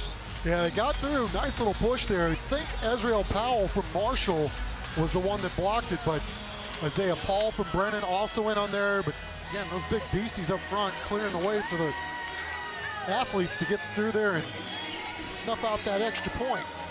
It's our CPS Energy cheer cam. The Brennan cheerleaders on hand.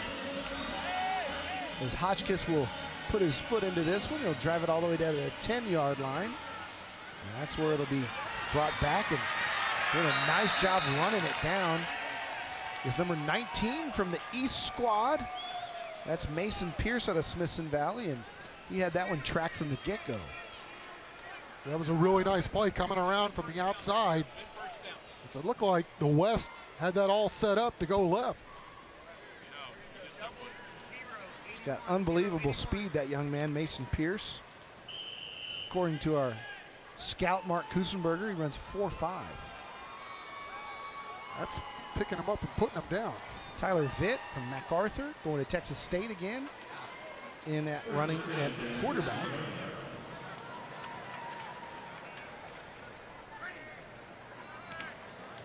Turns and hands to Moore. He's got some room right up the middle. Bounces off a couple of tacklers. A first down. Nice gain by Devin Moore out of Warren High School. 5'9", 171. Picks up 13.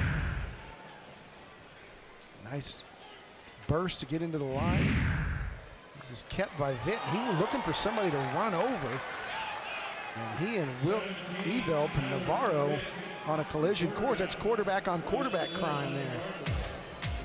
Tyler Vitt, our Whataburger player profile, 6'2", 205 pounds, and 59 touchdowns. Wow. Attaboy. He's booting out. He's looking for Hughes, and it's intercepted. He's inbounds. That's going the other way. They're not going to give it to him? Oh, my. Awful close. Darius Van Dyke from Clemens says, "Hey, I got that." Let's take a look at it. He's pointing to oh, he's out. He's out. His right foot was out. Good call. Oh, wait, now they're giving it to him. Watch his right foot. His right foot's out of bounds. He brought it back in bounds. The officials here using replay. Look, watch number 5 is out right there. No ball yet. He brings it back in bounds, and I don't know, they're going to say he established himself. They're giving it to him. What do you think, Chuck? Yeah, I've watched that 3 times, and I still don't know. I don't know the rule about establishing yourself back in bounds. He was out at first when the ball wasn't in his possession. Here's another look. Watch, his right foot is out right there. But he doesn't have the ball yet.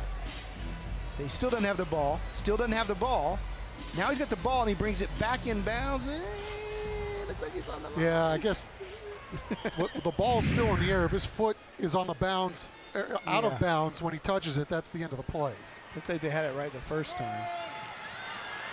They run the sweep coming this way to the 40. It's battles to the 35. Oh, no. Hey, we're getting a little too close to that sideline here. Don't want to hurt somebody in an not all-star this guy. game. He's got basketball and baseball left to go. Played a basketball game today. This guy is all world. Baseball pitcher extraordinaire, good basketball player. Yeah, he's got a cannon for an arm. It would be nice to see him throw one today if he could. I want to watch him punt, but he hadn't had a reason to on the East. Nice move and another nice tackle. That time coming up for the West and putting a big hit was Joshua James out of Brennan. And one of the stars of the day is the hard-hitting safety from Holy Cross. Jaime Ramirez has really stood out today, and Mike Hernandez is standing by with him. Yeah, and that's what I was just telling him. And I hate to say that he's kind of done for the day, but it's good news. It's just a sprain, right? Yes, sir. It's just a sprain. Thankful for that. You've really been getting your money's worth out there. Yes, sir. Just playing with all my heart, just to showcase my talent. So I think you've done that, even though you're going to probably take most of the rest of the second half off. What are your plans moving forward? I am going to A&M Corpus Christi for baseball. I have committed there since my sophomore year, and I'm going there for college. You mean you actually are a better baseball player than a football player? Yes, sir, I am. What position do you play? I'm a pitcher. I'm a lefty. Wow. Hey, yeah, those are hard to find. Yes, sir. Speaking, got the old lefty thing. Well, listen, good luck to you, and hopefully this will heal real quick, and you'll be back running around and pitching and doing whatever you do. Thank you. Okay. God bless. Take care. Thank you, sir. Very nice. It's an HEB first down for the East squad. Handoff inside to Brown and Gottschalk, and now Ramirez, we know, are going to be playing baseball at Texas Corpus Christi. Yeah, a lot of these guys, you know, we've seen it all over town. Guys that play football, play another sport. Really interesting, and that's, you know, it's the same thing in baseball, you know. Big kids get the big scholarships, but that's the beauty of baseball. All you got to do is look at Jose Altuve. If you can play, he'll find you. And we can tell this kid's got a heart just by how much noise. Every time he's made a tackle tonight, I've heard it up here in the booth. And yeah, he stands out. He certainly does. Good for him going on to college and playing baseball. Throws a little low but caught. They whistle it down. It did hit the ground. The official on the far side saw it, not quite able to bring it in. Was Brandon McDuffie, who's had a nice game here today. Yeah, Joseph Palafos back in the game, and I really can't say enough about the job that he and his cohorts have done at Highlands over the last couple of years, last 3 years. You know, to be able to resurrect that program and new heights over there for the Owls under a couple of different coaches really speaks to the quality of kid that they've got there. Make it third down and long. Palafos fires the slant, and it's caught by McDuffie. He wasn't down yet. I guess he kneeled down on top of a player. So Brandon McDuffie, a little short of the first down. He's had a nice game, too. We talked about the catch that he made on the last series that set up the previous touchdown. How about that? Go over for a slant, you're contacted, and it takes about 4 guys to bring you down. Yeah, he's done a nice job here inside the High School Music Service red zone. Is the East again. Lead it 30-7 here. Jacob Palafos from Highlands in, and now the West wants to take a timeout to talk it over. We'll take it with them. East on top, 30-7. 4th and 1, big play when we come back on the CW35.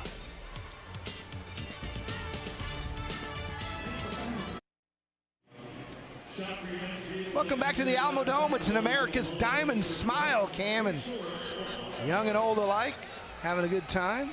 Classmates, teammates on to support their friends as Marshawn Brown from Clemens bounces down near the 5. I think they're going to mark him at the 9. Marshawn Brown doing a really nice job at the end of that run. Picked up 2 yards. Just bouncing off a player who was already on the ground. 16,342 the attendance today. Nice turnout here for the 40th anniversary of this All-Star game. Palafos still has it, keeping. He turns up inside.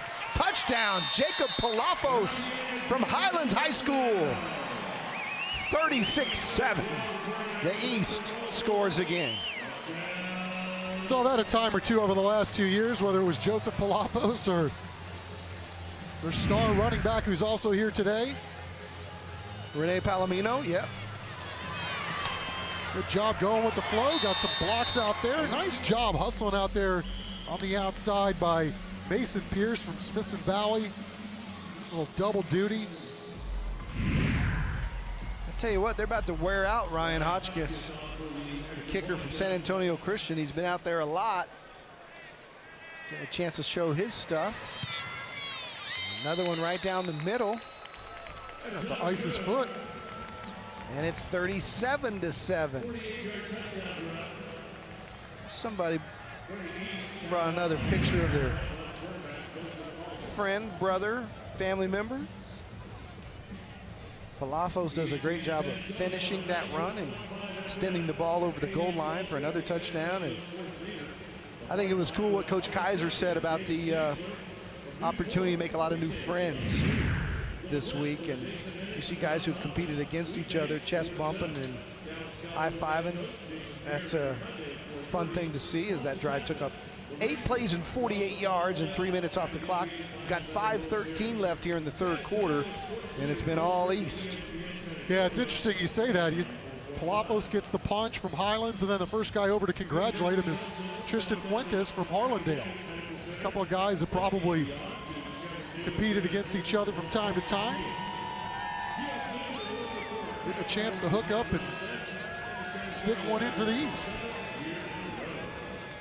Ethan Barron out of Brennan, deep snapper. His family waving cards and having a lot of fun here today. Hotchkiss has done a good job all day of kicking it inside the 10-yard line, showing off not only his accuracy with those extra points and a field goal of 22 yards, but also his strength. And that one again is going to sail right to the 10.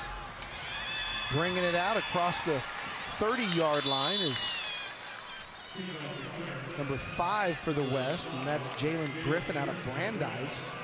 5'10", 170. All-district performer. Yeah, he had a huge game on that Hallmark U game we did earlier this year, TNL. Got to the end zone a couple of times in that game.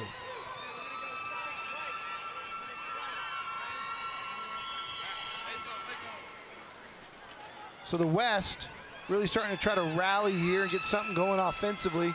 Heard Coach Keith Kaiser say earlier that a little frustrated by watching the scoreboard and worried about trying to get it all back at once. This guy's not going to get flustered. It's Roel Sanchez back in the game at quarterback, and talks so much about his leadership qualities as he turns and hands off inside. And that one's swallowed up pretty good by that East defense. CJ Keeler from Smithson Valley in there to stop him short. Yeah, and Cedric Hernandez too, man. Those big guys have really done the job up front for the East so far today.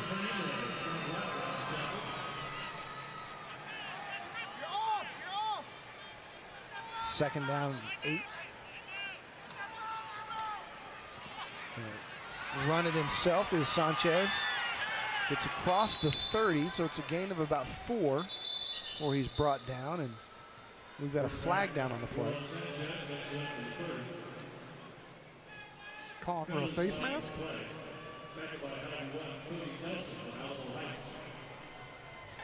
Personal foul, face mask on the defense, number 91.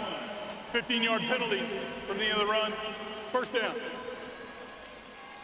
Also need to acknowledge some of those big guys up front who've been making it happen. Some of them going on to the next level, including Ryan Booth from Churchill, big number 78. Lenny Dominguez from Warren. A lot of 280, 290, 300-pounders up there. Ernest Hernandez from South San as well. Big guys up front leading the way for Roel Sanchez and company. High snap brought in. Sanchez steps up in the pocket. Look at him direct traffic, and look at the perfect throw on the run and out of bounds. Seeing what we saw all year long from Roel Sanchez as he completes it to Quentin Starks out of Warren. But just a great job to direct traffic, and then the perfect touch to drop it in there. Carter Brew putting all kinds of pressure on him, number 90 from the east side. Roel just doing a great job keeping the play alive, and then outstanding touch. Running for his life back there. Little reverse coming this way. Across the 25 down to the 20, and diving out of bounds at about the 17 is Jalen Griffin from Brandeis. Cody Nelson doing a really good job going sideline to sideline to force that one out of bounds, but there's the throw. That was Cody Nelson trying to get that Aaron hand up to knock that ball away, but nothing he could do with that. That ball was dimed in there. Nice catch. Quentin Starks has a couple of offers from Mary Hardin Baylor and Waldorf. Inside handoff, not going very far, maybe a yard or two. And that is ball carrier's Edward Perez from Southside, 5'8", 180. You're getting to see some of the other guys getting a chance to play. Yeah. Edward and his Southside squad, they had a nice year too. Yeah, they did. Absolutely.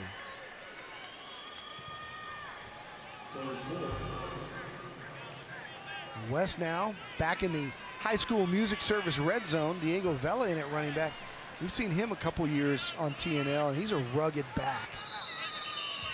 And they're going to take a timeout, and West offensive staff wants to talk this one over. Well, you're right about Diego Vela. Remember that last year when he was a junior? Dominated the opener. Yeah, I remember he was like the third string back going into that game. Their starter got hurt, then the backup got hurt during the game. Next thing you know, old Diego was playing his behind off in that game. I don't remember if he was our player of the game or not, but he had a monster game against Clark in that Gucci Bowl last year. And, hey, that set his career off and running. 1,800 yards the last couple of years. Look at that. 6 yards a carry. Finished off 15 drives. He's a load, boy. Yeah, and just deceptive. Yeah.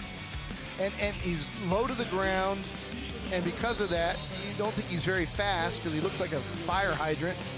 But speed bump. He is really quick inside the tackles, and then he's got some nice moves and some breakaway speed.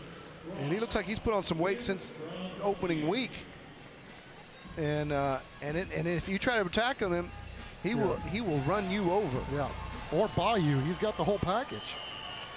To see him get the football. 3rd down and 4, probably won't get it here. Fake it to him on a play action. Sanchez has his options. He's better get rid of it, and he doesn't, and he's sacked. Coming from behind, didn't get the name of the license plate of that truck. Yeah, Alex Brown. Well, I don't think Roel did either. The internal clock was going off. Look at 56.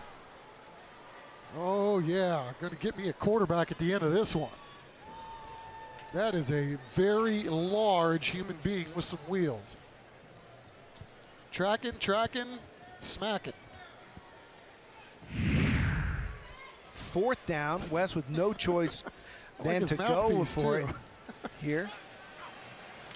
Sanchez fires, deep ball, and just through the hands of the intended receiver.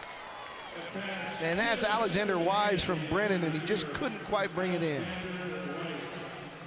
Another good throw by Roel Sanchez, who's showing off his touch tonight. Yeah, Alexander Wise doing a really good job getting open. Let's see how Sanchez has been under duress most of the day. Takes another shot from 56 for good measure. Good route, just can't quite bring it in there at the end. Alexander Wise, a 6'2", 190 receiver, has an offer from the Air Force Academy. 95 catches, 20 touchdowns. It's a heck of a high school career, isn't it?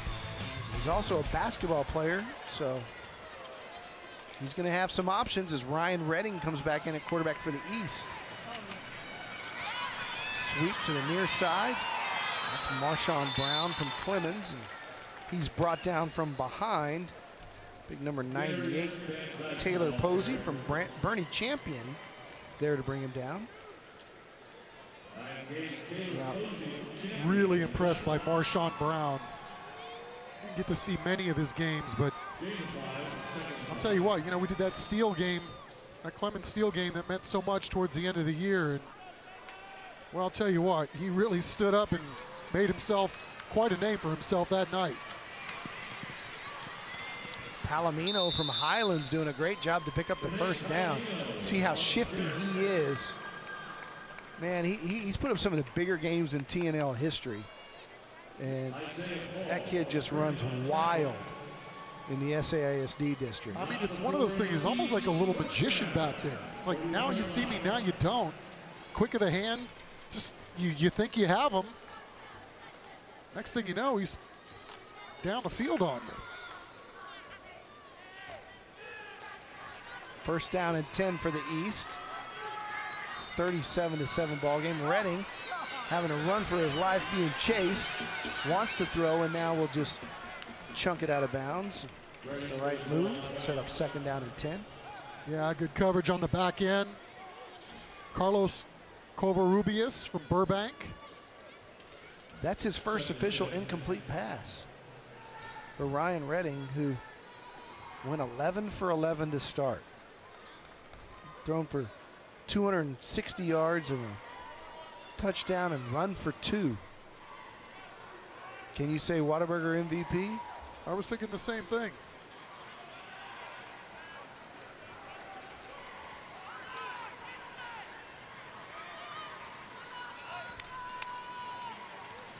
Inside handoff. There he goes. Palomino across the 50. You see this kid at 145 pounds, you think, how's that guy doing that to us? But he is so shifty and quick. I would love to see him get a chance to play somewhere if he wants to. Tell you what, if you're a Trinity or an Incarnate Word, tell you what, he can help you. It's an HEB first down. Run out of superlatives with a kid. I mean, it's just, we've seen it time and time and time and time and time and time again. 4 wide split. Redding fires that to the outside. It's caught. Breaking 1 tackle and picking up about 4 or 5 is, for the first time tonight, our first look at number 89. And that's Colton Payne out of Floresville. He's a kick returner and a wide receiver. Another small guy at 5'10", 150, but he's put up good numbers, over 1,100 yards receiving in his career and 11 touchdowns. Yeah, you make a play like that, you got to get a block, and Phelps Walls from Roosevelt doing his part outside to help pick up 4 on that play. The East in control, 37-7. That's the end of the third quarter. We're back with the final stanza after this.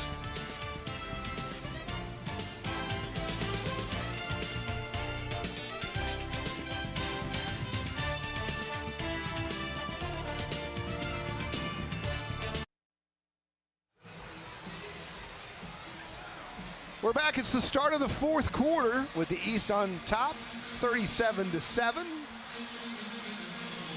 Ryan Redding leading this East squad on another drive down the field. We'll see if we can eavesdrop a little bit into the staff calls from Coach Larry Hill and see if we can get a couple of play calls. Mike Hernandez down on the sideline as Redding fires deep, got a man. Whoa, nice shot. Just out of the reach of Keith Jefferson from Judson High School. Nice clean pocket to throw that football. And 15-yard penalty, first down. Larry Hill's still letting it all hang out. Let's go down to Mike Hernandez and see if he can eavesdrop in there, Mike. Yeah, guys, we're here on the east sideline, and this is Coach Hill right here. Coach, you got a 30-point lead. I know you're really into the game here. It's not over for y'all yet. No, you want to keep playing, as does the West team. And of course, we got a lot of kids trying to get everybody in the game, get them some meaningful playing time. So we're still going hard. All right, what are you seeing so far? Well, I think, we've got some explosive players at receiver. A lot of kids have made plays.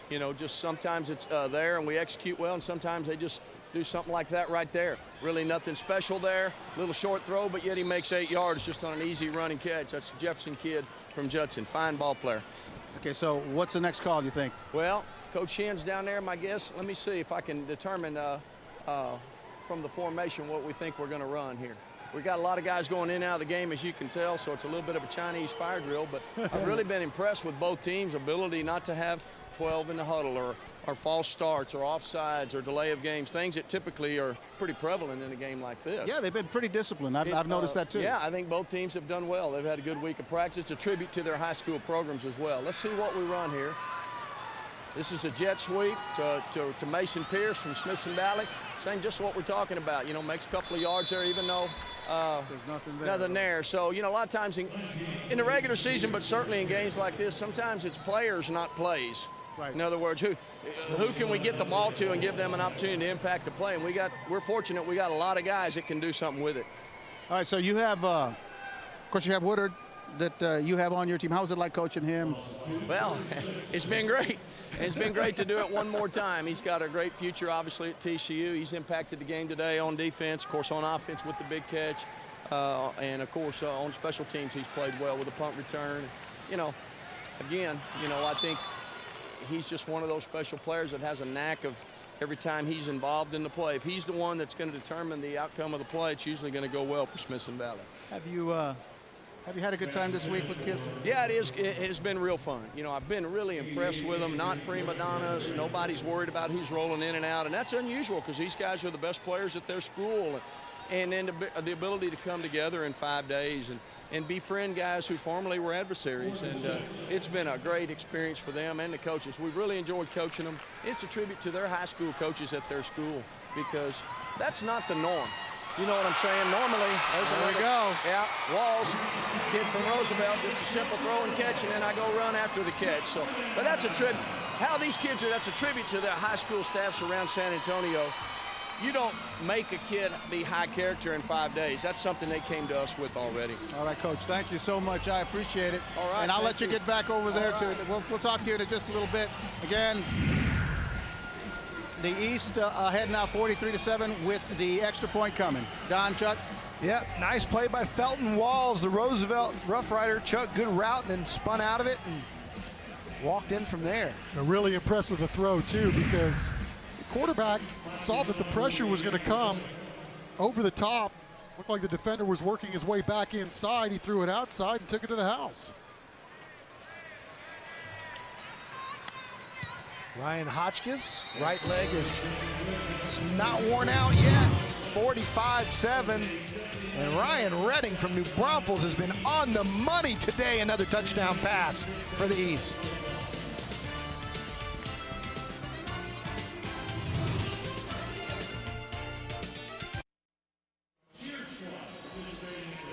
Welcome back to the Alamo Dome. You know, all year we had our San Antonio Cheer Challenge. And here's a look at the rankings. Medina Valley and Brennan finished 3rd and 4th. It was Marshall and Canyon Lake, the top 2 vote getters. And because they were the leading vote getters all year long with our CPS Energy Cheer Challenge, they all got to be here today for both the Army All-American Bowl and the San Antonio Sports All-Star Game presented by HEB. So again, our thanks to CPS Energy for Cheer Cam and for the Cheer Challenge, and congratulations to all those squads for representing their schools here today. Ryan Hotchkiss on to kick it away. East up 44-7. Felton Walls capped off that drive with a touchdown catch. Running it to the middle of the field and now throwing back, a little trickeration to Jalen Hughes. The young man from O'Connor takes it across the 25, and again, well-coached East squad didn't buy it and stayed at home. Yep, Brandon McDuffie from Johnson High School. We've seen him on the offensive side making a play on special teams right there. Mayrick Woodard back in the game at safety. You see him catch a touchdown pass. And this is where he's going to play college football, either at the corner or at the safety. And number 1, you can watch on this series, just really stands out from a defensive perspective. Yeah, it's been tough sledding for the West, to say the least, today on both sides of the ball, but chance for some kids to get involved here late. Roel Sanchez is in at wide receiver going up against Woodard. On the top of your screen, right by the E in countywide, it's a countywide service first down. They're one-on-one up there at the top. Sanchez in at receiver. Top quarterback in town this year, the Express News Offensive Player of the Year. They run it his way. Woodard shakes off his block and makes the tackle. See how physical Woodard is as well. Yeah, he wasn't the only one physical on that play. Ben Shackelford from Bandera, tight end for the West. I think he moved his guy 20 yards side to side, number 41. some guys still balling out here at the end. Now they move him over to quarterback, Sanchez. He's got Hughes to the right, Goschalk at the top of the screen. Looks to his right, throws the slant over the middle, is almost picked off into triple coverage. And coming up and making a nice play with number 21 on the East, and that's Isaac Mendiola from Pleasanton. First time we've been able to call his name tonight as we go down to the sidelines. And Mike Hernandez. Mike? Hey, check this out. I'm on the east side. I've got the most of the offensive line here. Try to look shorter, guys, okay? All right, you guys have had a good game today. Introduce yourself. Tristan Fuentes. What school? Hardendale. Charles Zeno, State High School. Brandon Smith from Reagan. Dwayne Anthony Madison. Your mom and dad were over there. We were like, talk to Dwayne. Colby Harris Judson. Brennan Canespo, Antonian. Weston Wright, New Braunfels. Spencer Burford, Wagner. Jacob Foster, Canyon Lake. All right, so I know you guys are in good shape, and you obviously eat well. What's y'all's secret, man? How do you get this? How do you grow them this big? Biscuits and gravy. I love it. All right, well, good luck to y'all. Water and sunlight. Water and sunlight. For some, biscuits and gravy for others. All right, back to you guys. Thanks, man. I appreciate it. Now, what's interesting, Chuck, you were all over that. You know what? You know why? All of those guys are big, but the one guy going D1 out of that group was Burford. And did you see the size of him compared to the others? Spencer Burford is a large human being. He's going to play at number 73 right there. He's going to play at UTSA. And that's what a Division I football player looks like. Yeah, a couple of those guys getting looks. Foster, a kid that didn't have his pads on. Maybe an Air Force guy. But, Don, I know you know this from all the years you've been covering football, too. You want to get some funny stuff, or the guys that have the best sense of humor, are probably the smartest guys on the team. Go get the offensive lineman. That's true. Those are the guys where it's at most of the time.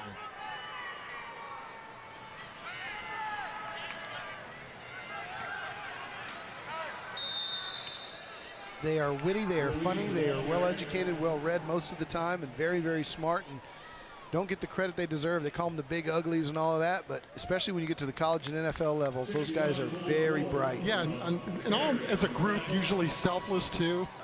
Don't hear much from them. You know, obviously get their name called on TV only when they do something wrong. But by and large, as a group, fun to be around. Jalen Hughes has it in space. Made a man miss. Nice gain for the young man from O'Connor High School. Again, I'm lobbying. Jalen's my guy. I'm lobbying for him to get a D1 look. Some of the schools that have offered him, Southeast Oklahoma, Abilene Christian, and Howard Payne, North Washington State, Mary Hardin Baylor. It's only 5'10", 180. That's the only thing between him. If he's 6'2", 200, he's playing at Oklahoma, I think. You're playing for the Packers. 1st and 10. Firing over the middle. That ball is incomplete. Nice defensive coverage there by the kid from Pleasanton. Isaac Mendiola making a play. I'll tell you what, Brooks Klutz in at quarterback from Bernie High School.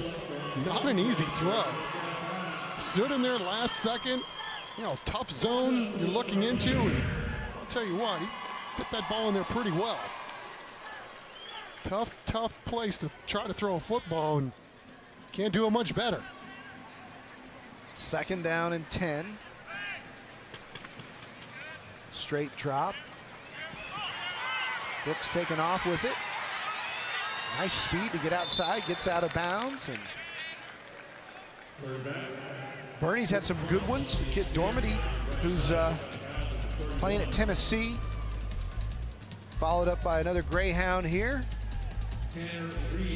5,000 yards passing.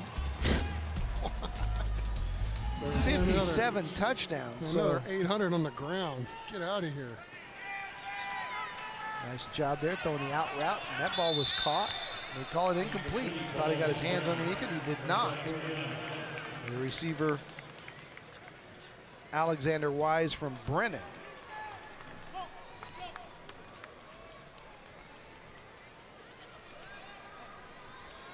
So 4th and 2, little doubt here, right? May as well.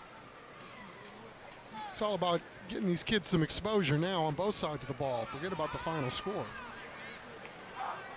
Getting some kids who hadn't played there, both sides of the ball, as you said. Brooks firing a fade straight up for Wise, who went up and incomplete. Wise had a tough day. Had a one in the end zone that he couldn't hang on to, and nice play there on the coverage by number 19 on the East, and Mason Pierce from Smithson Valley, who's really showed up today. Yeah, he was beaten on the play, but never gave up and ran right through the receiver, was able to knock that thing away. Really nice ball there by Brooks Klutz, too. Got a timeout on the field as the change of possession. We'll take it with them, and the East will have it back when we come back here to the Alamo Dome.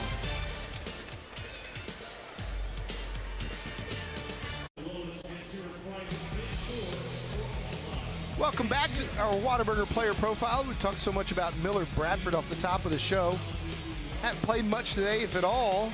You see his offers from TCU, Houston, Tulane, Arizona State, and Purdue. Word is, I heard he was leaning towards TCU at the beginning of the season, maybe Houston now. But again, that's a young man who should be playing on Saturdays on television. We've not heard the last of him.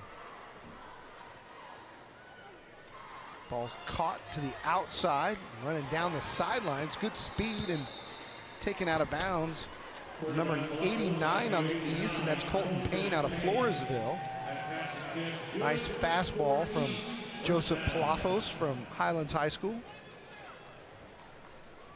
Yep, a lot of guys showing up for the East today and executing. You know, these guys look like they had more than 5 days of work together. Continuity has been unbelievable.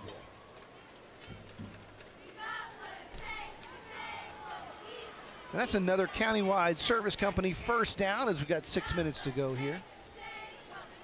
Palafos making the call.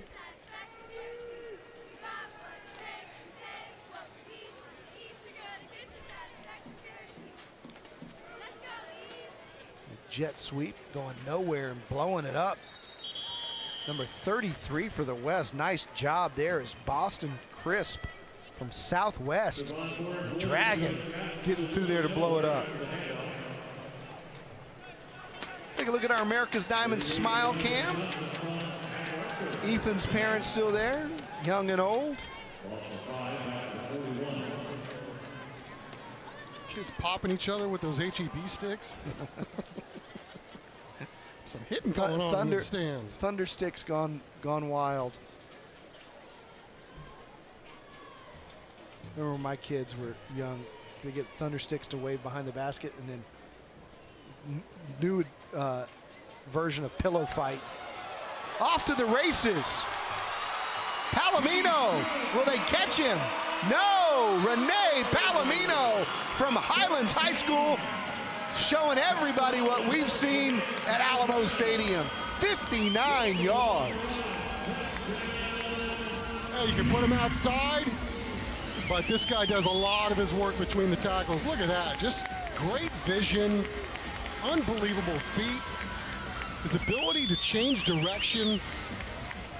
You always see those great guys with speed, the high ankle kicks at the end, where their ankles are causing friction with their backsides, picking them up, putting them down, and moving the scoreboard again. Hotchkiss on to kick, I believe, for the 50th time today. Ryan Hotchkiss had one block but been perfect the rest of the time, and Renee Palomino on his horse to pay dirt. Jonathan Handy, shout out to you from McCollum. Nice ceiling block. We're coming back with more from the Dome. 51-7 East.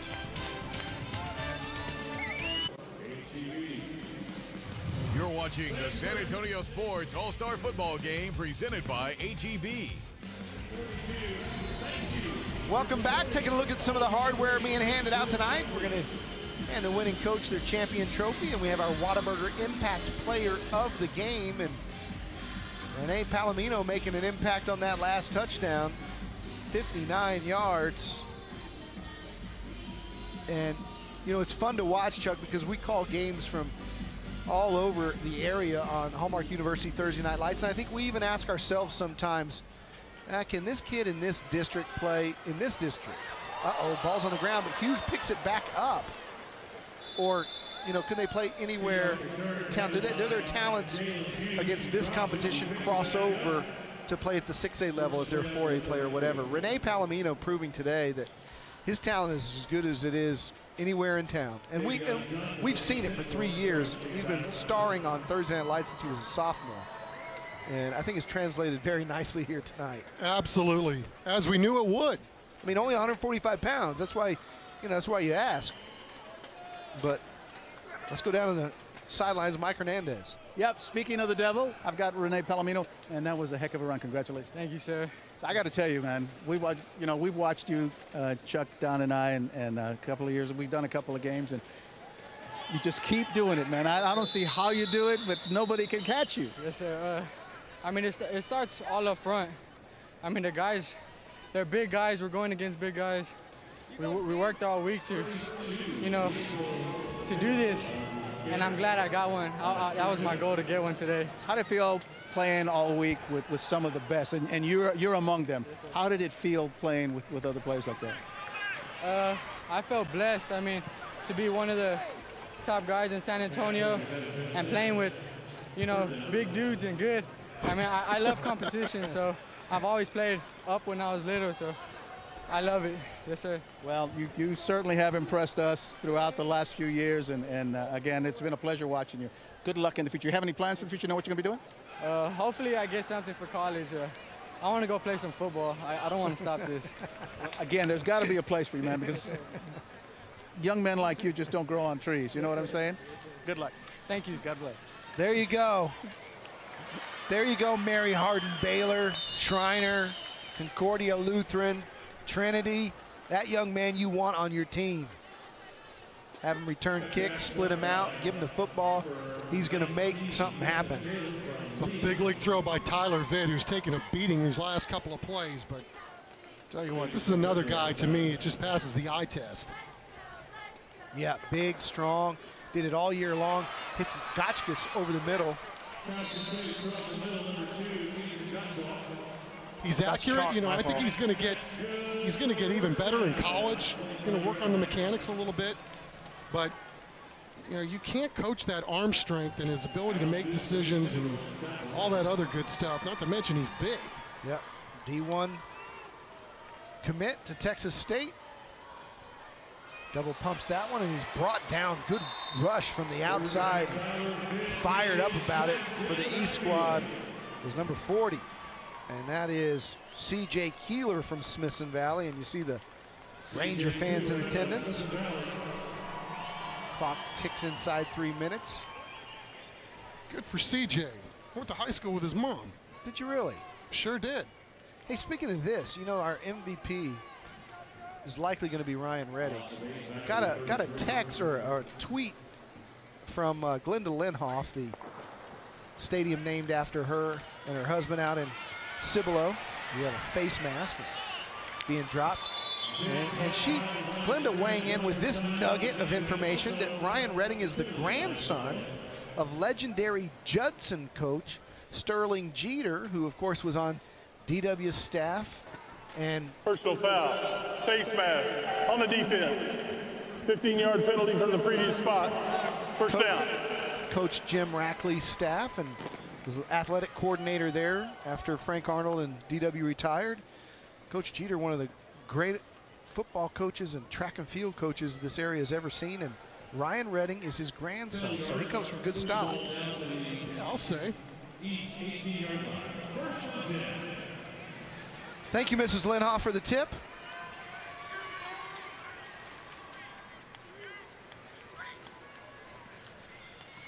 Vitt to Moore, dancing down to the 5-yard line. Young man from Warren High School. Really shown some burst here today. Looked good early in the game, and he's still running the ball hard. Mendiola coming up, making a play from his safety possession. The young man out of Pleasanton. Well, that's going to the house. Like all these kids, Don, uniforms are traded stickers for their helmets. I like that. It's always an all-star game. Reminds me of the Senior Bowl, Mobile. Good penetration that time. Young man from Steele has done a nice job on this drive defensively. I know he got caught for the face mask, but Cedric Hernandez from Wagner is really doing a good job. Well, and you take a look, even on these last couple of runs, I mean, there's guys back there trying to trap Devin Moore, and you can just tell by his ability to move his feet and legs that, you know, there's something there. We saw that, you know, one of the schools that's chasing him is A&M Commerce, and again, that's a program that's done very, very well from guys in our area. How about that? Touchdown catch for the West on the board. Alexander Wise, good for you, young man. He had a tough drop at the other corner of the end zone, and that time you see why he's being recruited. That kid went up, he's tall, and he's got hops, and that time he came down with it. One hand. Don't even need the offhand. Look at this. Alexander Wise. Go get you some. Tyler Vett, nice throw as well. You want to make sure that your guy and your guy only. Wise hooking it up and making it happen. Wise, you saw, going to the Air Force, or at least has an offer for them. He's also a basketball player. San Antonio with so many great athletes. Some of the top ones that are not here include Jamel Jeter, who's already signed with Oklahoma State. Brendan Brady and Caden Stearns had one interception in the first quarter, had another one in the second half. You can see his range. He's committed to Texas, #2 safety in the country. And our Jack Green doing a great job photography-wise as Caden's coming right to your living room. Caden Stearns from Steele High School named the U.S. Army All-America Bowl most valuable player today from right here in San Antonio at home. Good for him. Originally committed to LSU, changed to Texas. And boy, the Longhorns have one heck of a defensive back class. His teammate at Steele, Brendan Brady's committed to Rice. He was a late addition to the West team on the Army All-American Bowl. Brendan showed up at practice. He was practicing, got home from practice for this game, taking a shower, and he got a call from the big boy game. And Brendan Brady switched gears and played in the earlier game and did a nice job. Had a couple carries. See the MO on him, All-State second team. Smart kid going to Rice, academic all-district. Let me tell you something. If you're playing football at Rice, you got something between the ears. You know how to study. And you got gifts, because I can study, but I don't have gifts. Congratulations to those two, and Karsten Battles from Johnson High School, who won a contest as a deep snapper to get into that game, and also in the last couple of weeks is committed to Oregon. Free ride to snap some deepers. Nice. Good for him. He was a good baseball player too, so another guy that, you know, wasn't a one-trick pony. Hey, we're finally getting to see Michael Lissy. This is one of my favorite players in all of San Antonio. He's a great kicker. Very consistent out of O'Connor, and you can see he's going to put this one into the end zone. Michael Lissy is a two-time All-State kicker and one of the most accurate guys you'll ever see. Interested to see where he ends up kicking at the next level, because he'll get a shot. Right now it's time for our pick and pull collision of the game, and Chuck, we called his number all day long until he got hurt. And that's Jaime Ramirez. And you can queue up 4 or 5 different hits from this kid today, because he was laying the wood all afternoon. Yeah, I mean, just one of those guys is like a heat-seeking missile. He sees the football, and he's going to go get you a pick-and-pull collision of the game. Probably 3 or 4 of them. I know I heard it all the way up here more than a few times, as East is content to run this one out, probably, as we have a collision of the game between two teammates. That's what happens when you have a week to practice as far as your spacing goes, and that one completed. Jefferson out of Judson High School is going to say, wait a second, who got me there? Was that my own guy? Well, you know, we were talking to Coach Hill earlier, and you heard him tell Mike Hernandez he didn't care what the score was, because, you know, he's trying to get a lot of these guys some snaps and some extra chances. As you'd hope. I mean, this is going to be the last game for some guys. Yeah. There's scouts in the stands. Marshall. Bounce outside. Actually, that's Tippins from Madison on the carry. Also now time for our Night Office Solutions play of the night. And Chuck, this was pretty easy. This is the athletic ability of Trayvon Mayrig-Woodard. Yeah, just an unbelievable job coming back with the football. Was lined up outside with the inside presence of the DB, and he just cut right in front of him and took it to the house. That's good enough for our Office Night Solutions play of the night. Next stop, TCU. Inside handoff. Brown, Clemens, lassoed down. Some guys there, including big number 90, who's had a good game today for the West, Ernest Hernandez from South San. Yeah, guys still getting after it, and they're all laughing about it too because they're playing whistle to whistle and maybe just a tick beyond it. A little pile-on shot there at the end. No autopsy, no foul, as they say. Ernest Hernandez, 6 foot 300. He takes up some space on the nose there. Second and long, keeping it to the outside. Another good collision. Nice run as 19 meets 19. Mason Pierce, Vincent Taylor from Lee colliding. That'll do it. Come to zeros, and the East runs away with a dominant performance, 51-14. When we come back, we'll hand out the hardware, our championship trophy, and our Whataburger Impact Player of the Game. Stay with us. We'll be right back.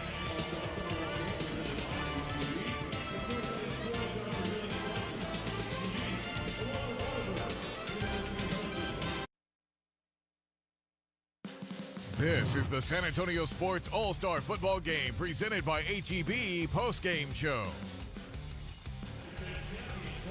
Welcome back to the Alamo Dome. Time to hand out the hardware. Let's go down to this field. Both teams down there, and our Mike Hernandez. Mike? All right, ladies and gentlemen, how about a hand for both teams? Just an outstanding effort tonight. A lot of talent out there. Again, we want to congratulate both coaches. Where's our coaches over here? Keith Kaiser from the West, and of course, Coach Hill from the East team. Congratulations on an outstanding game. Before we do the presentation of the Champions Trophy, I'd like to do your Whataburger Impact Player of the Game. Son, you had a pretty good game.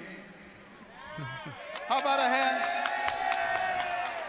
Before I present this to you, let me tell you, you went 14 for 16, 256 yards, 2 touchdowns passing. You also had 2 touchdowns rushing, so you totaled almost 300 yards total offense and 4 TDs. How about that? Not a bad evening. Let's give a big round of applause. Ryan Redding, your Whataburger Impact Player of the Game. Congratulations. Well, what do you think? It's an honor, and I could have done it without my receivers, my O-line, especially the receivers making plays. Made it easy for me. You threw the ball pretty well, too. It's hard to miss those guys running down the field. So what are your plans, son, after this? I'll just go to school. I'm not really sure yet. You're not really sure, so you're still weighing your options? Yes, sir. Well, I'm sure after watching some of the scouts watching you all today, you're going to be hearing, your phone's going to be ringing off the hook. I hope so. Yes, all right, well, congratulations. How about a hand for Ryan Redding from New Braunfels High School, your Whataburger Impact Player of the Game. All right, I'd like to introduce from the East team from Smithson Valley, Coach Larry Hill. Coach, congratulations. Well, thank you very much. I'd like to congratulate the West and their players for playing their guts out, our kids, and congratulate the high school coaches in San Antonio for having their players play at such a high level that they could come to a game like this and in a week's time put on this good a show. That's a tribute to football in San Antonio. Yes, it is, and it's a tribute to what you do as an individual coach and to all the coaches in the San Antonio area. Well, thank you, and thanks to all our guys on our football team. We decided early in the week we want to go out and try to win the game, and they did just that. Good job, guys. That's the way to go. All right. So Russ Bookbinder from San Antonio Sports, make the presentation to you for the Champions Trophy for the 40th annual George Pasnicek championship trophy today. Congratulations. Thank you very much. Appreciate that. All right, that wraps it up. And again, be safe. Thank you all very much, and we'll send it back. All right, thanks, Mike. Coach Hill and the East squad victorious in a dominant 51-14 game. Time for our iDreamSA.com highlights. Ryan Redding, your Whataburger Impact Player of the game, as Mike said, fantastic running and throwing tonight. He had 2 touchdowns in the game rushing. And then how about the young men from Highlands High School? Palafos scored running the football. The East continued to dominate. And then Palomino, his teammate, off to the races for 59 yards as the East continued to run up and down the field. The West did get on the board late in the game. Nice one-handed catch by Alexander Wise, and those are iDreamSA.com highlights. All right, as we take a look at our final stats, the East dominating the scoreboard and the stat board as well. Rushing yards, 220, a lot of those coming on Palomino's gallop at the end. Passing yards closing in on 300 yards there. Total yards clearly in favor of the East. And again, Don, both of these teams, and you could tell, both of them well coached. I mean, I think we only had 10 penalties in this game and 2 turnovers. It's a pretty good game all the way around. Enjoyed it. It was lopsided, but we got to see the best in San Antonio. And, you know, the kids have had a great week, making new friends, practicing. And really, this is for seniors, you know, all the hard work they put in. And as we talked about earlier in the game, Keith Kaiser's telling them right now, hey, you're the best of the best. Your coaches nominated you not only for your talents and abilities, but for the type of young men that you are. Character matters for both of these coaches. Larry Hill talked about it.